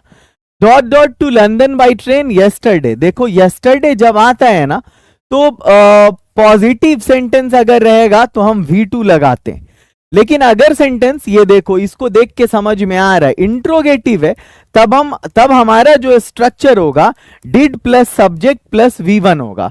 अब देखो यहां पर did plus subject plus V1, ये V1 नहीं है, did plus subject plus V1, सी तुम्हारा करेक्ट आंसर है। देखो ये जो मैंने समझाया है वो समझो। यस्टरडे पे जब नजर पड़ेगी या पास्ट का कोई एक्सप्रेशन होगा उस पे नजर पड़ेगी, पॉजिटिव होगा सेंटेंस तो V2 लगाने का है। अगर इंट्रोगेटिव है सेंटेंस तो did plus subject plus V1 लगाने का है। बात समझ जाओ, यहां पे सी करेक्ट आंसर है। ही यूज्ड टू, सबने पढ़ा होगा कि ये जो मोडाल्स है ना, मोडाल्स में क्या होता है कि तुम चाहे यूज्ड टू तुम्हारा हो, क्या बोलते हैं, मोडाल्स में कोई भी हो, चाहे यूज्ड टू हो, चाहे आउट टू हो, मस्ट हो, कुड हो, कुछ भी हो। अब मैं सबको लिखना मेरा मकसद नहीं था, मेरा मकसद था उसको लिखना जिसमें टू आता है, क्योंकि सवाल तुम्हारा उसी टू पे है। बाकी सबको जोड़ दो इसमें, चाहे can, could, may, might, shall, should, will, would, ought to, used to, must, है ना, ये पूरा 11 में से कोई भी हो, इसके साथ लगने वाला वर्ब का पहला फॉर्म होगा लीव होगा। Next question, it cannot be denied, ये जो डिनाई है ना, इनकार करना, इसके साथ हम जेरेंड लगाएंगे, वर्किंग हार्ड हो जाएगा। It cannot be denied, working hard will produce good result. मतलब इस बात से इनकार नहीं किया जा सकता कि कड़ी मेहनत करने से अच्छा रिजल्ट आएगा। यहां पर अब 10वां क्वेश्चन है, my friend said I am living today. ये जो तुम्हारा बेस्ट ऑप्शन चुनना है, इनडायरेक्ट स्पीच बनाना है। क्या बनाना है? Indirect speech. RCT VP वाले फंडे पे मतलब फॉर्मूले को हमारे फॉलो करो, बन जाएगा। आर का मतलब है रिपोर्टिंग वर्ब, जो सेड है ना, सेड ही होना चाहिए, तो चलो चारों में सेड है। कंजक्शन दैट होना चाहिए, दैट चारों में है, ठीक है। Time expression today that day में बदलेगा, today today today that day, ये तुम्हारा आंसर है। तीसरे सेकंड में जाके तुम्हारा आंसर बन गया, मिल गया, दी करेक्ट आंसर है। जिस बच्चे को भी RCT VP ट्रिक आता होगा वो सिर्फ और सिर्फ 1 second, 2 second, 3 second, 4 second, maximum 5 second में सवाल का जवाब दे देगा। मैं अगर ये सवाल कराऊं तो तुम लोगों को मजा आ जाएगा। मेरे पास ऐसे कुछ सवाल हैं, ठीक है, मेरे पास कुछ ऐसे सवाल हैं। सवाल ये है कि स्नेक्स वर सीन अमंग, कहाँ सांप कहाँ देखे गए, तो बुक्स में। आगे चलिए, इसके बाद अगला सवाल है शीगा नोया कहाँ के राइटर हैं, जापान के। चलिए अगला सवाल है रोमांटिक रिवाइवल से कौन जुड़े हैं, विलियम वर्ड्सवर्थ। आगे चलिए, हमारे पास ऐसा सवाल है लामिया हाइपेरियन जो है ये किताबें किसकी लिखी है, John Keats. Bharat is my home को किसने लिखा है, जाकिर हुसैन ने लिखा है। आगे चलिए, आगे चलिए, अनटचेबल कुली किसने लिखा है, मुल्क राज आनंद ने लिखा है। आगे चलिए, ड्रामा कहां से आया है, ग्रीक वर्ड से आया है। अगर इन सवालों को बना करके बेटा गुड फील ले रहे हो, अच्छा वाला अंदर से वाइब आ रहा है तुमको, हमने जो सवाल सब अभी दिखाया ना बोर्ड पे, अगर इन सवालों को बना करके तुम्हारे अंदर अच्छा वाला वाइब आ रहा है, गुड फील ले रहे हो, तो समझो कि तुम अभी क्या बोलते हैं, तैयारी नहीं हुई है तुम्हारी। इस गुड फील को लेकर के, इस अच्छे वाइब को लेकर के एग्जाम हॉल में जब एंट्री मारोगे, अंग्रेजी का पेपर सामने आएगा, तो तुम इन सारे सवालों को देख करके स्किप करना चाहोगे जो अभी तुम्हारे सामने आया है। तो अगर ये क्वेश्चंस जो ये अभी जो 10 क्वेश्चन मैंने दिया है तुम्हें, ये 1 2 3 4 5 है ना, 5 उसके बाद देखो यहाँ पे 6 7 8 9 10, अभी तक मैंने ये 10 सवाल बनवाए हैं। इन 10 सवालों में तुम्हें जितना आता है समझो तुम्हारी तैयारी उतनी हुई है। अगर इन 10 सवालों में तुमने एक क्वेश्चन सही बनाया है तो समझो तुम्हारी तैयारी 10% हुई है। यह है तुम्हारी औकात, यह है तुम्हारी तैयारी। वो तो कोई भी भांज देगा, कोई भी बना देगा। 60% ग्रामर का क्वेश्चन होता है, यह तुम्हारा लेवल है, दैट इज योर लेवल। तो मेरी बात समझ में आई होप कि आ गई होगी तुम लोगों को। जितने भी स्टूडेंट्स हो वीडियो को लाइक करके शेयर कर दो। हम कभी भी तुमको गुड फील देने वाले नहीं है, क्योंकि हम तुमको जो है हार्श रियलिटी से सामना करवाना चाहते हैं। ठीक है, बिहार के अंग्रेजी के लेवल को मैं बढ़ाना चाहता हूं, तुम उसमें थोड़ा सा कंट्रीब्यूशन करो, दोस्तों को शेयर करो इस वीडियो को। या जो भी सेशन शाम 6 बजे मेरा सेशन होता है, हर दिन आया करो, कुछ सीखोगे। तुम फिर एग्जाम में जाओगे ना तो सेकंडों में हर सवाल बनाते हुए आगे बढ़ते चले जाओगे। ये मैंने अपनी तरफ से दिया ये सवाल, क्या कि तुम्हें जानबूझकर हमने डिफिकल्ट क्वेश्चन दे दिया? नहीं, ये सब तुम्हारे एग्जाम के क्वेश्चंस हैं और ऑलरेडी पूछे गए क्वेश्चंस हैं। It's important dot a seat if you want to be sure of it. अगर तुम श्योर होना चाहते हो तो सीट को बुक करना बहुत इंपॉर्टेंट है। It's important to book a seat होगा यहां पर, क्योंकि यहां पर बुक करने पर फोकस किया जा रहा है। दैट्स वाई टू बुक होगा यहां पर। आगे चलो, next one, I dot dance classes. अब ये सेंटेंस को देख मतलब ऑप्शंस को देखने से मालूम पड़ रहा है कि निगेटिव बनाया जाएगा इस सेंटेंस का। तो आई डांस क्लासेस मतलब मुझे डांस क्लास पसंद नहीं है, अगर हम निगेटिव बनाएंगे इसका तो आई के साथ जब भी आएगा ना डू आएगा। तो आई डोंट लाइक होगा, आई डोंट इंजॉय होगा, या फिर आई डू नॉट इंजॉय होगा। डोंट इंजॉय सी आंसर है। सही सेंटेंस चुनो।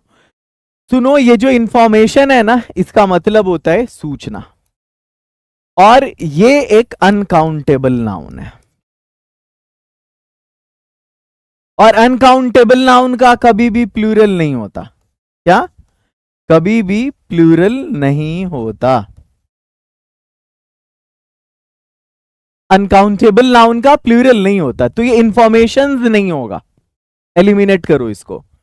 योर करेक्ट आर इंफॉर्मेशन, इसका वर्ड ऑर्डर सही नहीं है। योर इंफॉर्मेशन इज करेक्ट, ये एकदम सही है बॉस, सी आंसर होगा इसका।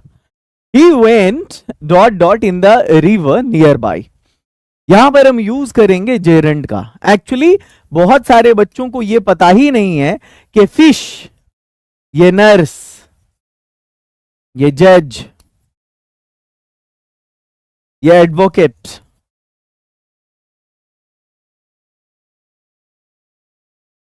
इसका क्या मतलब हुआ? इसका क्या मतलब? वाटर। तुम लोगों को देख के लग रहा है ना कि ये सब नाउन है। जैसे जज एक नाउन है, कोई बंदा है जो क्या बोलते हैं, जो जज होता है कोर्ट में। फिश मछली, एक क्या बोलते हैं, एक्वेटिक एनिमल है, तो ये भी नाउन है। नर्स जो डॉक्टर की बहन सब होती है, वो ये भी नाउन है। एडवोकेट ये जो है क्या बोलते हैं, वकील, ये भी नाउन है, कोई बंदा है ना। वाटर पानी नाउन है। तुम लोगों को लग रहा होगा कि ये सब नाउन है, लेकिन एक और इंफॉर्मेशन मैं दे दूं, ये सब नाउन होने के साथ साथ एक वर्ब भी है। All these verbs are all these nouns are verbs as well. ये सारे नाउन्स वर्ब भी हैं। जज का मतलब हम लोग बोलते ही नहीं है बोल चाल में, जैसे कि उसको क्यों जज कर रहे हो तुम। इट मीन्स कि सामने वाला बंदा अगर किसी को आंक रहा होता है, उस पर अपना फैसला सुना रहा होता है, तबसरा कर रहा होता है, उस पर अपनी एक राय बना लेता है, तो ये सब काम तो जज का होता है ना। तो उसको बोलते हैं जज मत करो, ठीक है, वर्ब है। फिश, फिश का मतलब मछली, और फिश मतलब मछली पकड़ना भी है। तुम लोग कहते हो ना मछली मारने जा रहे हो क्या, are you going for fish, या are you going for fishing, ठीक है। हम यूज करते हैं यहां पर फिश का मतलब मछली मारने। मैं रोजाना मछली मारता हूं, आई फिश एवरी डे। मैं मछली खाता हूं, आई ईट फिश, ये भी चलेगा। मैं मछली मारता हूं, पकड़ता हूं, आई फिश एवरी डे, ये भी चलेगा। नर्स का मतलब है जैसे वो मरीज की देखभाल कर रहा है, he is nursing the patient.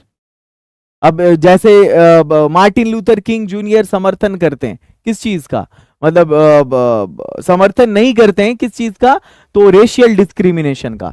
तो Martin Luther King junior does not advocate racial discrimination. और ये जो वाटर है वो पौधे को पानी दे रहा है, हम बोलते he is watering the flower. ये जितना भी है सब में आईएनजी लग रहा है, मतलब सब वर्ब भी है।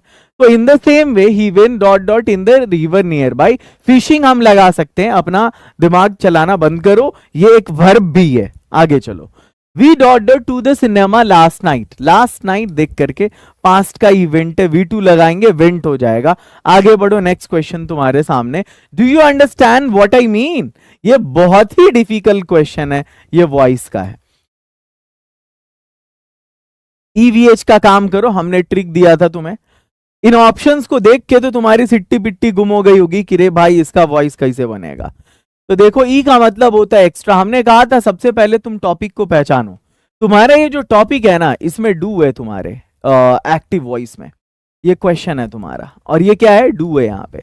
तो मैंने बोला था जब भी एक्टिव में डू होगा, पैसिव में इज मार लगाओगे तुम। तो यहाँ इज है, यहाँ इज है, यहाँ इज है। लेकिन इस सब पे ध्यान देने की जरूरत इसलिए नहीं है कि तुम्हारा ये जो डू है सेंटेंस के शुरू में है, तो तुम्हारा जो इज आएगा वो भी सेंटेंस के शुरू में आएगा। Is what I mean understood by you? हो गया। Next one, dot dot I open my window. Permission लिया जा रहा है। देखो, सलाह एडवाइस देना हो या परमिशन लेना हो, इसके लिए परमिशन लेने के लिए भी हम शुड का यूज कर सकते हैं।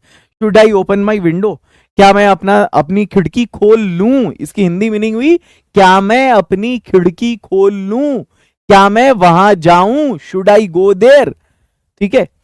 आगे चलो, ये आउट, हैव और मस्ट, ये एकदम कोई सेंस नहीं बना रहा है यहां पे। आगे, that which can not be avoided, ये वन वर्ड सब्सटीट्यूशन का क्वेश्चन है। वो जिसको क्या बोलते हैं, अवॉइड नहीं किया जा सकता, मतलब जिसका होना तय है, जो होके रहेगा, उसको इनएविटेबल बोलते हैं। जैसे कयामत, डूम्सडे, आके रहेगी दुनिया में, जिसको तुम प्रलय बोलते हो, प्रलय का दिन आके रहेगा, दुनिया को एक दिन खत्म होना है। मौत आके रहेगी, वो इनएविटेबल है, अनअवॉइडेबल है। इनकंपेरेबल बोलते हैं जिसकी तुलना नहीं की जा सके। इररिपेरेबल बोलते हैं जिसको रिपेयर नहीं किया जा सके। इनडिस्प्यूटेबल बोलते हैं जिस पर कोई विवाद ना हो। Next one, the train is,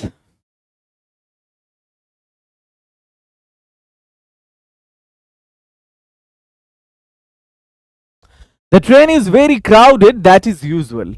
train में बहुत ज्यादा भीड़ है और ये यूजुअल है, ये आमतौर पर होता है। तो हम क्या बोलेंगे, the train is usually very crowded, है ना। Next question, what dot dot you been doing, जहां बीन आएगा उसके साथ हैज हैव जरूर आता है, तो यहां पर यू में हैव लगेगा। What have you been doing. I enjoyed, देखो ये इंजॉय है ना, इसके साथ आएगा जेरंड, बड़ा इंपॉर्टेंट टॉपिक है, इसको पढ़ना बनता है। इसको मैंने सिर्फ 15 मिनट में खत्म कर दिया है ऐप पर, 15 मिनट्स में ओनली। और ये तुम्हें मिलेगा ट्रिक कॉर्नर नाम से एक सेक्शन मिलेगा, ट्रिक कॉर्नर। जाओगे ऐप में, वहां पे 15 मिनट से लेकर के 30 मिनट तक में ग्रामर के हर एक टॉपिक को मैंने समझा रखा है। वहां मैंने बताया कि एंजॉय आएगा, तुम उसके बाद V4 लगा देना जो जेरंड के तौर पे काम करेगा, सीइंग आंसर है। व्हाट टाइम के बाद क्वेश्चन मार्क सीधा, इसका मतलब है ट्रेन किस टाइम में खुलती है। तो इसमें ये जो तुम्हारा है ना, सेंटेंस को देख के लग रहा है कि ये सिंपल प्रेजेंट की बात हो रही है, और इसमें जब हम इसका इंट्रोगेटिव बनाते हैं, WH फॉर्म में बनाते हैं, इसका जो इंट्रोगेटिव होता है उसमें डज लगेगा ट्रेन के साथ। उसका रीजन ये है कि ट्रेन तुम्हारा थर्ड पर्सन सिंगुलर नंबर है, इसमें एस लगेगा, डज लगेगा। What time does the train leave, और डू डज लगने के बाद जब भी वर्ब आएगा पहले फॉर्म में आएगा। तो मैंने ये जो है क्लियर कर दिया पहले तुम्हें कि ट्रेन के साथ डज लगेगा, और डू डज के साथ तुम्हारा लीव लगना ये पहले से पता है तुम लोगों को, क्योंकि डू डज में V1 लगता है। सही सेंटेंस चुनो, वो तेज दौड़ सकता है, तो बहुत सारे बच्चे यहां पर चुनेंगे ही कैन रन फास्टली। हाँ चुन सकते हैं, क्योंकि बहुत सारे बच्चों को पता ये होता है कि हम जब एडवर्ब लगाएंगे तो एडवर्ब में ly लगता है। देखो ये छोटी छोटी सी मिस्टेक्स हैं जो तुम्हारे पास नॉलेज है, ऐसा नहीं कि कुछ नहीं आता, तुम्हें आता है, बट कॉन्सेप्ट तुम्हारा क्लियर नहीं है। तो ये बहुत सारे बच्चों को ऐसा लगता है हमने ly लगा दिया तो एडवर्ब बन गया, मतलब जैसे स्लोली है ना, उसी तरह से फास्टली हो गया, ये जैसे इजली होता है, स्लोली होता है ना, तो उसी तरह से फास्टली भी होगा। नहीं, ऐसा नहीं होता। अच्छा एक बात बताओ, ये जो एडजेक्टिव है कि अच्छा है, वो गुड है, इसका जब एडवर्ब बनाना होता है तो क्या बनाते हो तुम? गुडली बना देते हो। वो अच्छी क्रिकेट खेलता है तो क्या बोलते हो? He plays cricket goodly. नहीं, तुम गुड के लिए जब एडजेक्टिव बनाते हो तो बनाते हो ही प्लेज क्रिकेट वेल। यहां पर क्या ly लगा? नहीं लगा। तो इट्स नॉट ऑलवेज नेसेसरी, हमेशा ये जरूरी नहीं है that you have to add ly to make adverb of to make adverb. Adverb बनाने के लिए ly लगाना जरूरी नहीं। It's not necessary that all the adverbs will end with ly। आगे देखो यहां पे, तो उसी तरह से ये जो फास्ट है ना, इसमें भी ly नहीं लगेगा। ही कैन रन फास्ट, ये तुम्हारा सही आंसर है। आगे चलो, मैं तुम्हारा कॉन्सेप्ट क्लियर कर देना चाहता हूं ताकि इस तरह का कोई भी प्रॉब्लम हो एग्जाम में कर सको खुद से। She is shocked because she dot dot a terrible accident. Terrible accident का मतलब है बहुत भयावह एक्सीडेंट। शी इज शॉक्ड, इसका मतलब है, सबसे पहले इस सेंटेंस पे गौर करो, शी इज शॉक्ड मतलब वो शॉक्ड है, वो हैरान है, ये ऑलरेडी हैरान है, वो ये बात पास्ट की है, हो चुकी, वो हैरान हो चुकी, कोई घटना घट चुकी है। अब यहां पर ये जो तुम्हारा है क्या बोलते हैं, शी इज शॉक्ड, वो हैरान है क्योंकि she dot dot a terrible accident, उसने देख लिया है, जब भी वो हैरान है। ऐसा नहीं कि वो देखती है, ऐसा नहीं कि वो देख रही है, ऐसा नहीं कि वो देखने जा रही है, बल्कि उसने देख लिया है, तो शी हैज सीन होगा। समझ में आ रहा है? जब भी वो हैरान है। आगे बढ़ो, next one. He asked the child if he wanted balloons. यहां पर तुम्हें बनाना है, ये तुम्हारा इनडायरेक्ट स्पीच है और इससे डायरेक्ट स्पीच में चेंज करना है इसे। RCTVP नाम का मैंने एक ट्रिक तुम लोगों को दिया था और मैंने बोला कि RCTVP से तुम नरेशन बना लोगे इनडायरेक्ट से डायरेक्ट स्पीच में, चुटकी में, हल्के में, मतलब सेकंडों में। देखो 5 सेकंड के अंदर। आर का मतलब है सबसे पहले रिपोर्टिंग वर्ब का काम करो। ये आस्क्ड है ना, तो तुम्हारा डायरेक्ट स्पीच में भी कहीं पर पास्ट में ही होगा। सेड है, आस्क्ड है, शाउटेड है, इंक्वायर्ड है, ये दोनों पहले ही तुम्हारा आंसर नहीं होगा, ठीक है। और ये सेड है, ये भी नहीं होगा। आस्क्ड है, ये तुम्हारा आंसर हो जाएगा। वैसे ये भी हो सकता था, जरूरी नहीं है, ये और ये दोनों तुम्हारा ऑप्शन हो सकता था, ये और ये। कंजक्शन का काम करो, कंजक्शन में क्या लगेगा यहां पर इफ है तो दोनों हेल्पिंग वर्ब से स्टार्ट होना चाहिए, तो दोनों हेल्पिंग वर्ब से स्टार्ट है। टाइम एक्सप्रेशन कुछ है ही नहीं इसमें, वर्ब का काम करो, जब ये तुम्हारा वांटेड है V2 है तो इसका मतलब है ये डू होगा, डू है। अब ये डू डिड वाला जो नरेशन है ना, वो जब बनाना सीखोगे, थोड़ा बहुत आना भी चाहिए कॉन्सेप्ट, तो समझ में आ जाएगा। I am not use to shouting, मतलब मैं चिल्लाने का आदी नहीं हूं, मेरी आदत नहीं है चिल्लाने की। I am not use to shout, ये I am not use to shouting होगा। समझ में आ रहा है? मैं चिल्लाने का आदी नहीं हूं। यूज टू एक्चुअली ये एक ऐसा फ्रेज है जिसके बाद, इस फ्रेज के बाद जेरेंड लगता है, और जेरेंड का मतलब ही होता है वर्ब का चौथा फॉर्म, वर्बल नाउन होता है।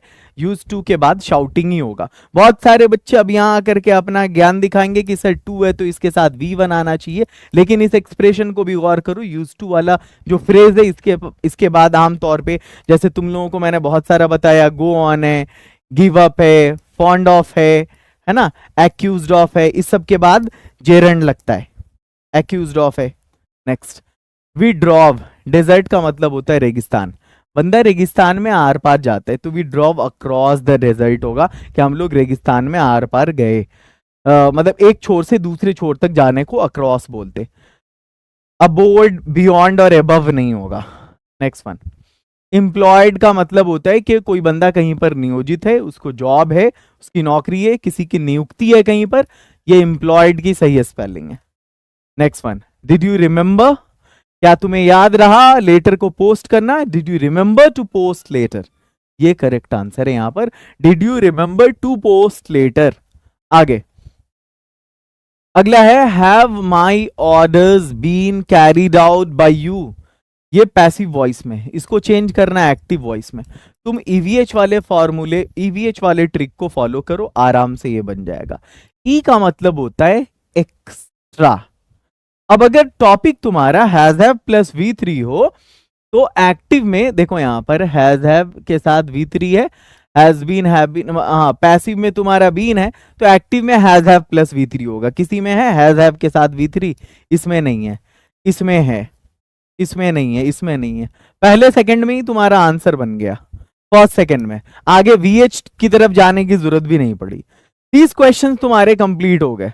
अब जितने भी बच्चे यहाँ के बिहार वाले देख रहे हो, उन सारे बच्चों से मैं एक चीज कह देना चाहता हूं, यहाँ पर टोटल 30 क्वेश्चंस तुम्हारे कंप्लीट हो गए। ठीक, ऐसा नहीं है कि तुम्हें किताब में बहुत अच्छी नहीं पढ़ा सकता हूं, ये अपने जहन से निकाल दो बच्चे कि सर की ग्रामर बहुत स्ट्रांग है, सर ग्रामर बहुत अच्छा एक्सप्लेन करते हैं, क्या बवाल ट्रिक देते हैं, एकदम मजा आ जाता है, गर्दा उड़ा देते हैं।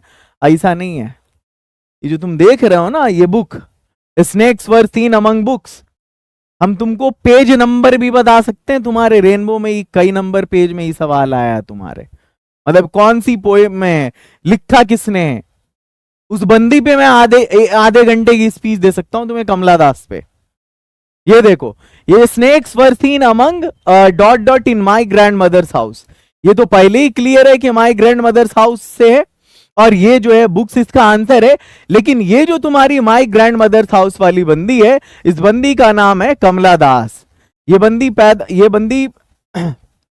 पैदा कब हुई? 1935 में। कहां पैदा हुई ये बंदी?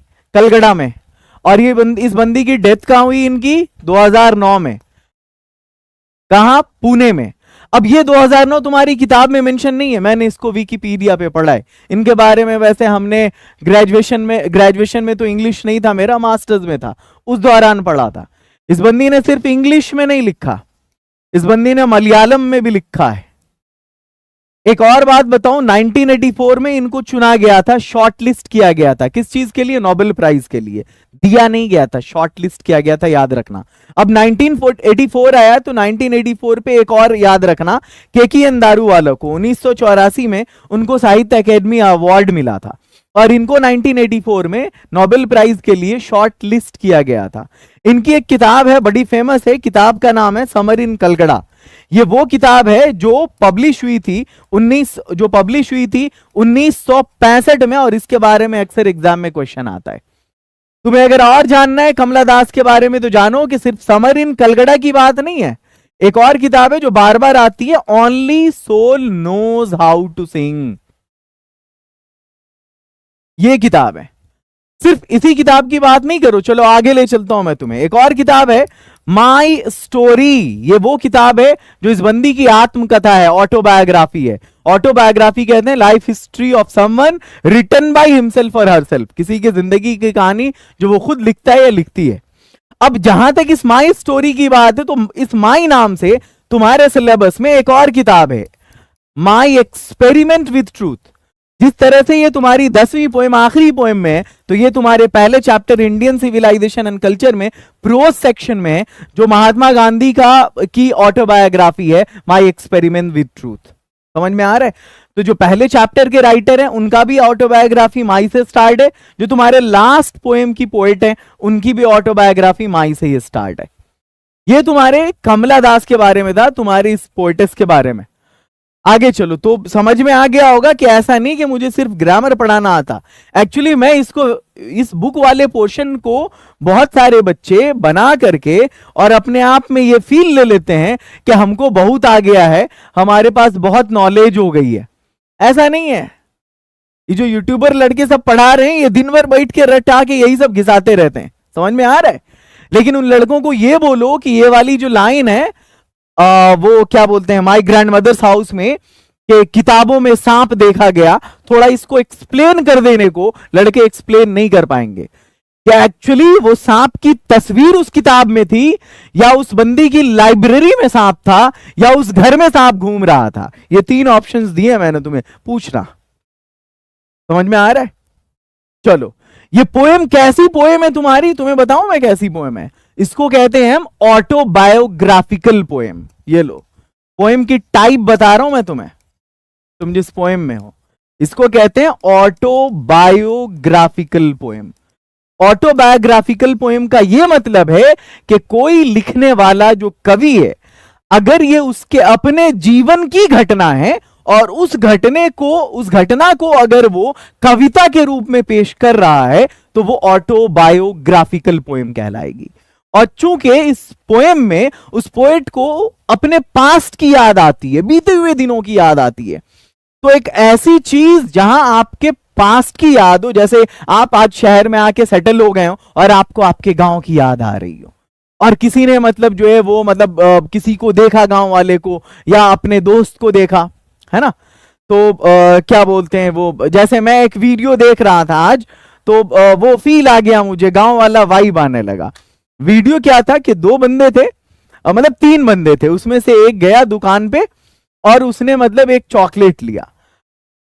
दोनों ने कहा, मतलब वो बच्चे रील्स बना रहे थे, तो दोनों ने कहा कि हमको भी चॉकलेट खिलाओ।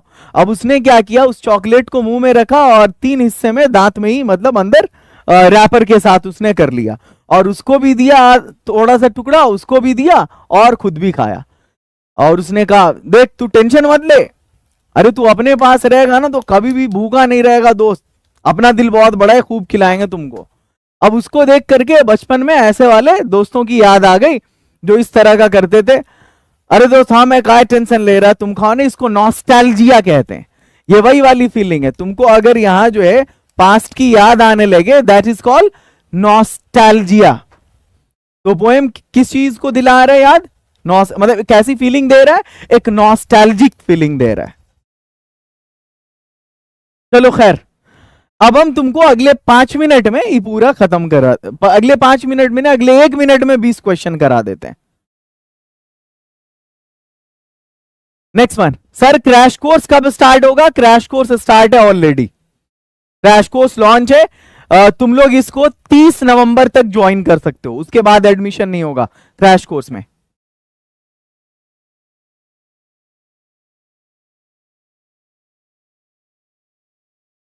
चलो स्टार्ट करते हैं। Snakes were seen among books होगा। नेक्स्ट क्वेश्चन है, Shiga Naoya is a dot dot short story writer. Shiga Naoya कहां के शॉर्ट स्टोरी राइटर हैं?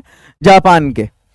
अब देखो, इसको मैं थोड़ा सा अच्छे से प्रैक्टिस करा देता हूं। शिगा नोया कहां का शॉर्ट स्टोरी राइटर है?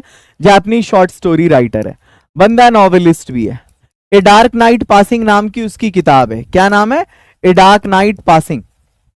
ठीक है, अब एक और चीज बता देता हूं, इस कहानी, ये जो जिस कहानी से है, ये शिगा नोया जिस कहानी के राइटर हैं, उस कहानी का नाम है, तुम लोग भी साथ में जवाब देते रहना, द आर्टिस्ट है। ये तुम्हारा 6ठा चैप्टर है प्रोज का। इसका जो मेन कैरेक्टर है उस लड़के का नाम सेबी है। सेबी जिस शहर में रहता है उसको 20 मिनट में आर पार किया जा सकता है। उस लड़के को जिस चीज से लगाव था वो कद्दू है।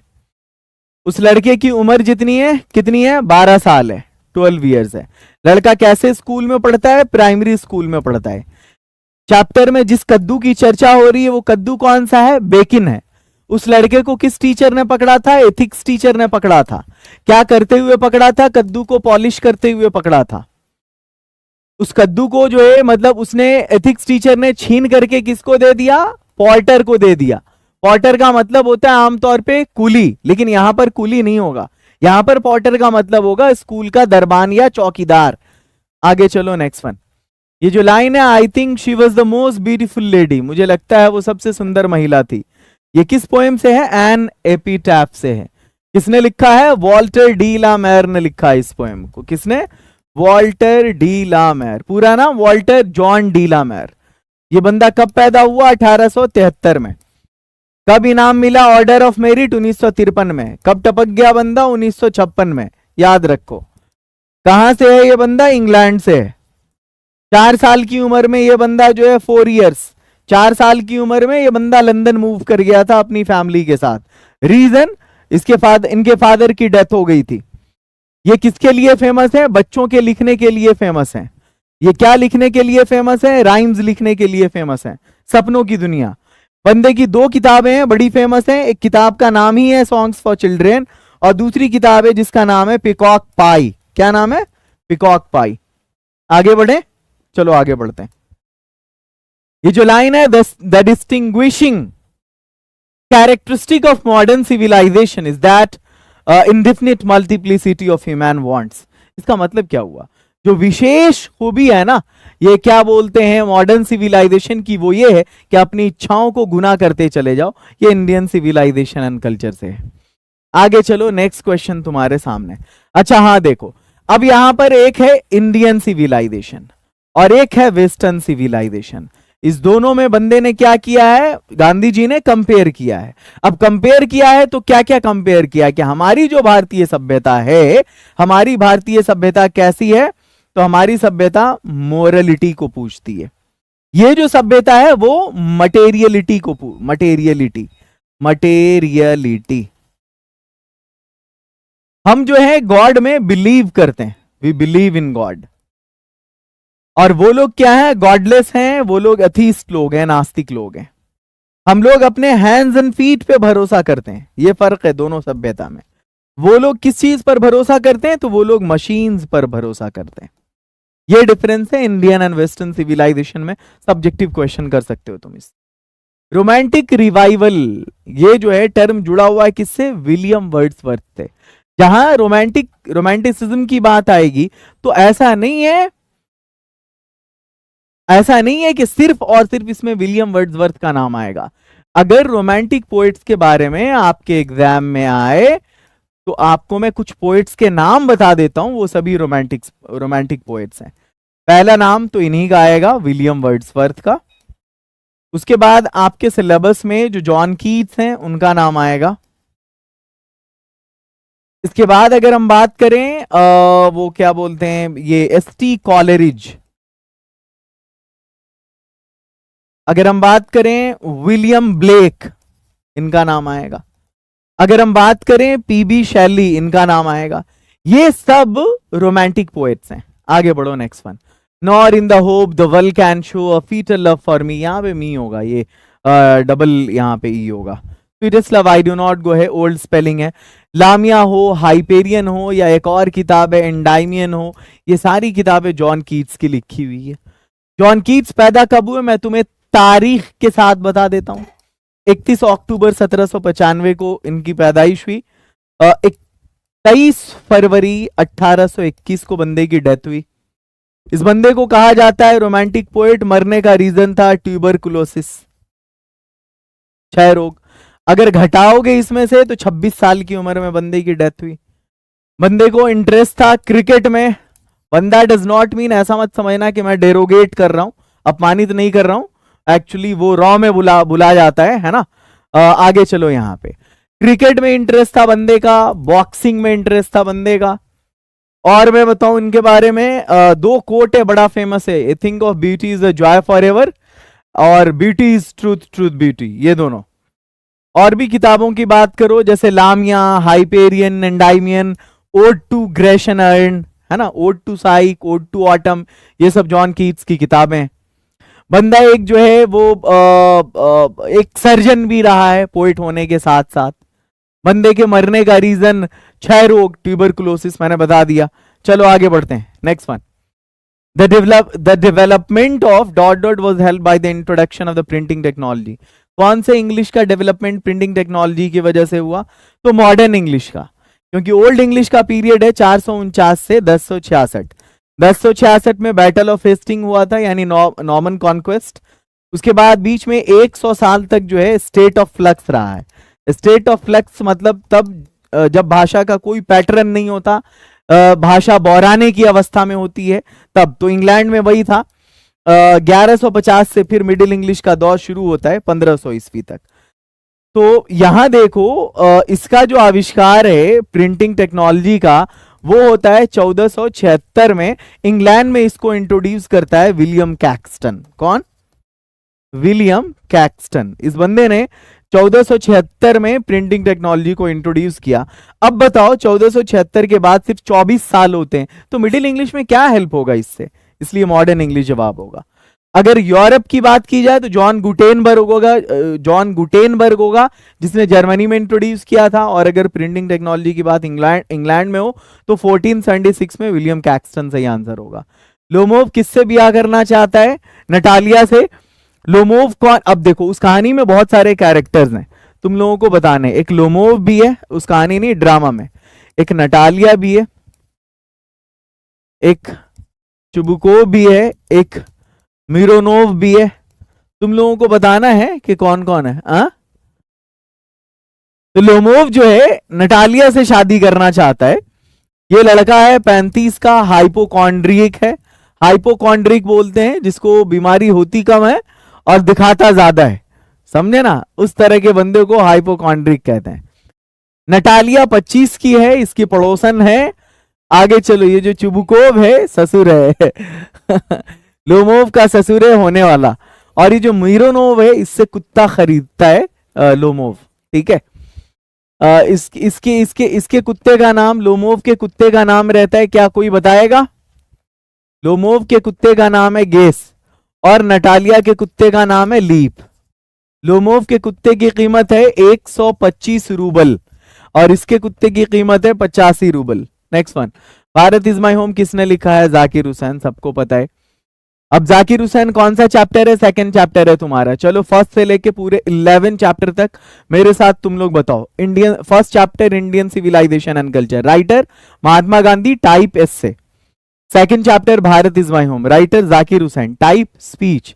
Third chapter a pinch of snuff, writer Manohar Malgonkar, type short story. चौथा chapter I have a dream, speech, sorry I have a dream, writer Martin Luther King junior, type speech. पांचवा chapter ideas that have helped mankind, writer Bertrand Russell. और अगर type की बात की जाए तो बोलना एस्से। एस्से में भी अगर पूछा जाए तो बोलना साइंटिफिक एस्से। छठा chapter the artist, writer Shiga Naoya, type short story. सातवां chapter a child is born, writer Germaine Greer. अगर टाइप की बात की जाए तो बोलना एस्से है। एस्से में भी पूछा जाए तो बोलना सोशल एस्से। आठवां चैप्टर है how free is the press, writer Dorothy L Sayers, Oxford की फर्स्ट लेडी ग्रेजुएट। और अगर टाइप पूछा जाए तो बोलना कि ये एक एस्से है। सबसे ज्यादा एस्से तुम्हारे इसमें। आगे बढ़ते हैं, नौवां चैप्टर है the earth, writer H E Bates, type short story. 10वां chapter India through a traveller's eye, writer Pearl S Buck. Type की बात की जाए तो वो एक ट्रैवलॉग है जिसको हिंदी में यात्रा वृतांत कहते हैं, उर्दू में सफरनामा कहते हैं।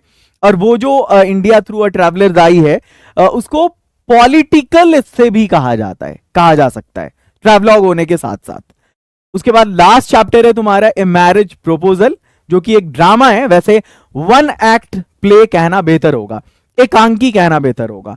जैसा कि तुम्हारे हिंदी के दिगंत में जो चैप्टर एक सिपाही की मां जिसको मोहन राकेश ने लिखा है वो एक एकांकी है। उसमें कैरेक्टर्स कम होते हैं, ड्रामा में कैरेक्टर्स बहुत ज्यादा होते हैं, उसकी लेंथ बहुत ज्यादा होती है।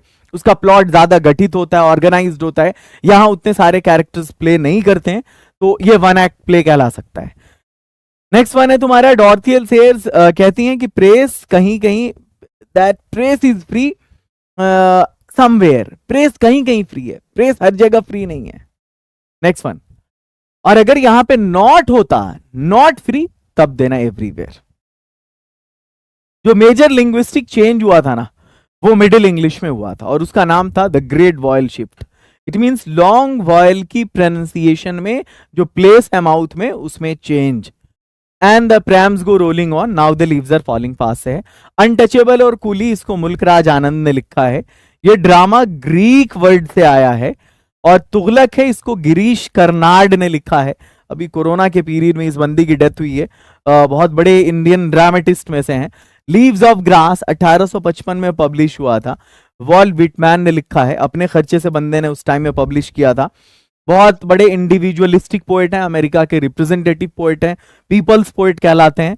टी.एस. एलियट जो है 20th सेंचुरी का पोएट है, और ये बंदा सिर्फ पोएट ही नहीं है बल्कि एक ड्रामेटिस्ट भी है। और वर्स ड्रामा को शुरू करने का क्रेडिट 20th सेंचुरी में इसी बंदे को जाता है। 1888 में बंदे वो पैदा हुए, 1965 में बंदे की डेथ हुई। नोबेल प्राइज विनर है, 1948 में नोबेल प्राइज मिला था। किताबों की अगर बात करो तो Ash Wednesday, cocktail party, the Westland, ये सब किताबें हैं इस बंदे की लिखी हुई। चलो आगे बढ़ते हैं। क्लासिसिस्ट इन लिटरेचर कहलाता है बंदा, कैथलिक इन रिलीजन कहलाता है, रॉयलिस्ट इन पॉलिटिक्स कहलाता है बंदा। आगे क्वेश्चन नंबर 49। एच.ई. बेट्स ने कुछ टाइम तक काम किया एक जर्नलिस्ट के रूप में, एक पत्रकार के रूप में भी। अगला है पर्लेस बक के जो डॉक्टर थे वो कहां के थे? वो इंडियन डॉक्टर थे। प्यारे बच्चों, आपका आर्ट्स का क्वेश्चन बैंक भी कंप्लीट हो गया। यह आपकी सीरीज आगे बढ़ते हुए 2019 तक गई। 18 का कंप्लीट किया हमने क्वेश्चन बैंक, साइंस और आर्ट्स दोनों का। फिर हमने 19 का क्वेश्चन बैंक कंप्लीट किया, साइंस आर्ट्स दोनों का। और कल की वीडियो में हम लोग 2020 का क्वेश्चन बैंक करेंगे, साइंस और आर्ट्स दोनों का। तो आपके टोटल 50 क्वेश्चंस यहां पर कंप्लीट होते हैं। और अब मैं अपने इस सेशन को यहीं पर एंड करता हूं। मुलाकात होगी आप सबों से फिर अगली वीडियो में, लेकिन मैं चाहूंगा जितने बच्चे हैं सभी जाके अभी के अभी एग्जाम मंथन से जुड़ जाएं। 90 मिनट में इंग्लिश की तैयारी, 90 मिनट में हिंदी की और 90 मिनट में उर्दू की। भारत के इतिहास में 90 मिनट का कोर्स आज से पहले कभी नहीं आया। पूरे 1 साल का कोर्स 90 मिनट के अंदर। जो कोर्स ज्वाइन किए होंगे आप उनसे पूछिएगा कोर्स में है क्या। ये फैसिलिटी है उस कोर्स की, आप एक बार स्क्रीनशॉट लीजिए। और जो भी बच्चा एग्जाम मंथन से जुड़ेगा, वो स्टूडेंट एग्जाम के बाद अगर उन्हें सीयूईटी, एनडीए, एसएससी की प्रिपरेशन करनी है, तो हमारा जो कॉम्पिटिटिव कोर्स है all in one competitive English 449 में नहीं, सिर्फ 249 में मिलेगा। और ये जो इंग्लिश स्पीकिंग का कोर्स है हमारा, ये 499 में नहीं, उन्हें सिर्फ 249 में मिलेगा। कोई चाहे दोनों कोर्स ज्वाइन करना तो आपको दोनों कोर्स में डिस्काउंट मिल जाएगा। और जो भी बच्चा मेरा एग्जाम मंथन ज्वाइन करेगा, A to Z स्टूडेंट को हम इंग्लिश स्पीकिंग की 10 किताब फ्री में देने वाले हैं। तो all the best, have a great and wonderful day. आपकी तैयारी में 4 चांद लगाने के लिए ये सीरीज बनाई गई है। 18-19 कंप्लीट हो गया, कल मैं 20 की वीडियो के साथ आ रहा हूं। इस वीडियो को खूब लाइक करिए, खूब शेयर करिए। मुलाकात होती है फिर अगली वीडियो में, तब तक के लिए ऑल द बेस्ट। आप लोग अभी के अभी प्ले स्टोर से ओके इंग्लिश एकेडमी को इंस्टॉल करके और एग्जाम मंथन कोर्स से जुड़ जाइए। All the best.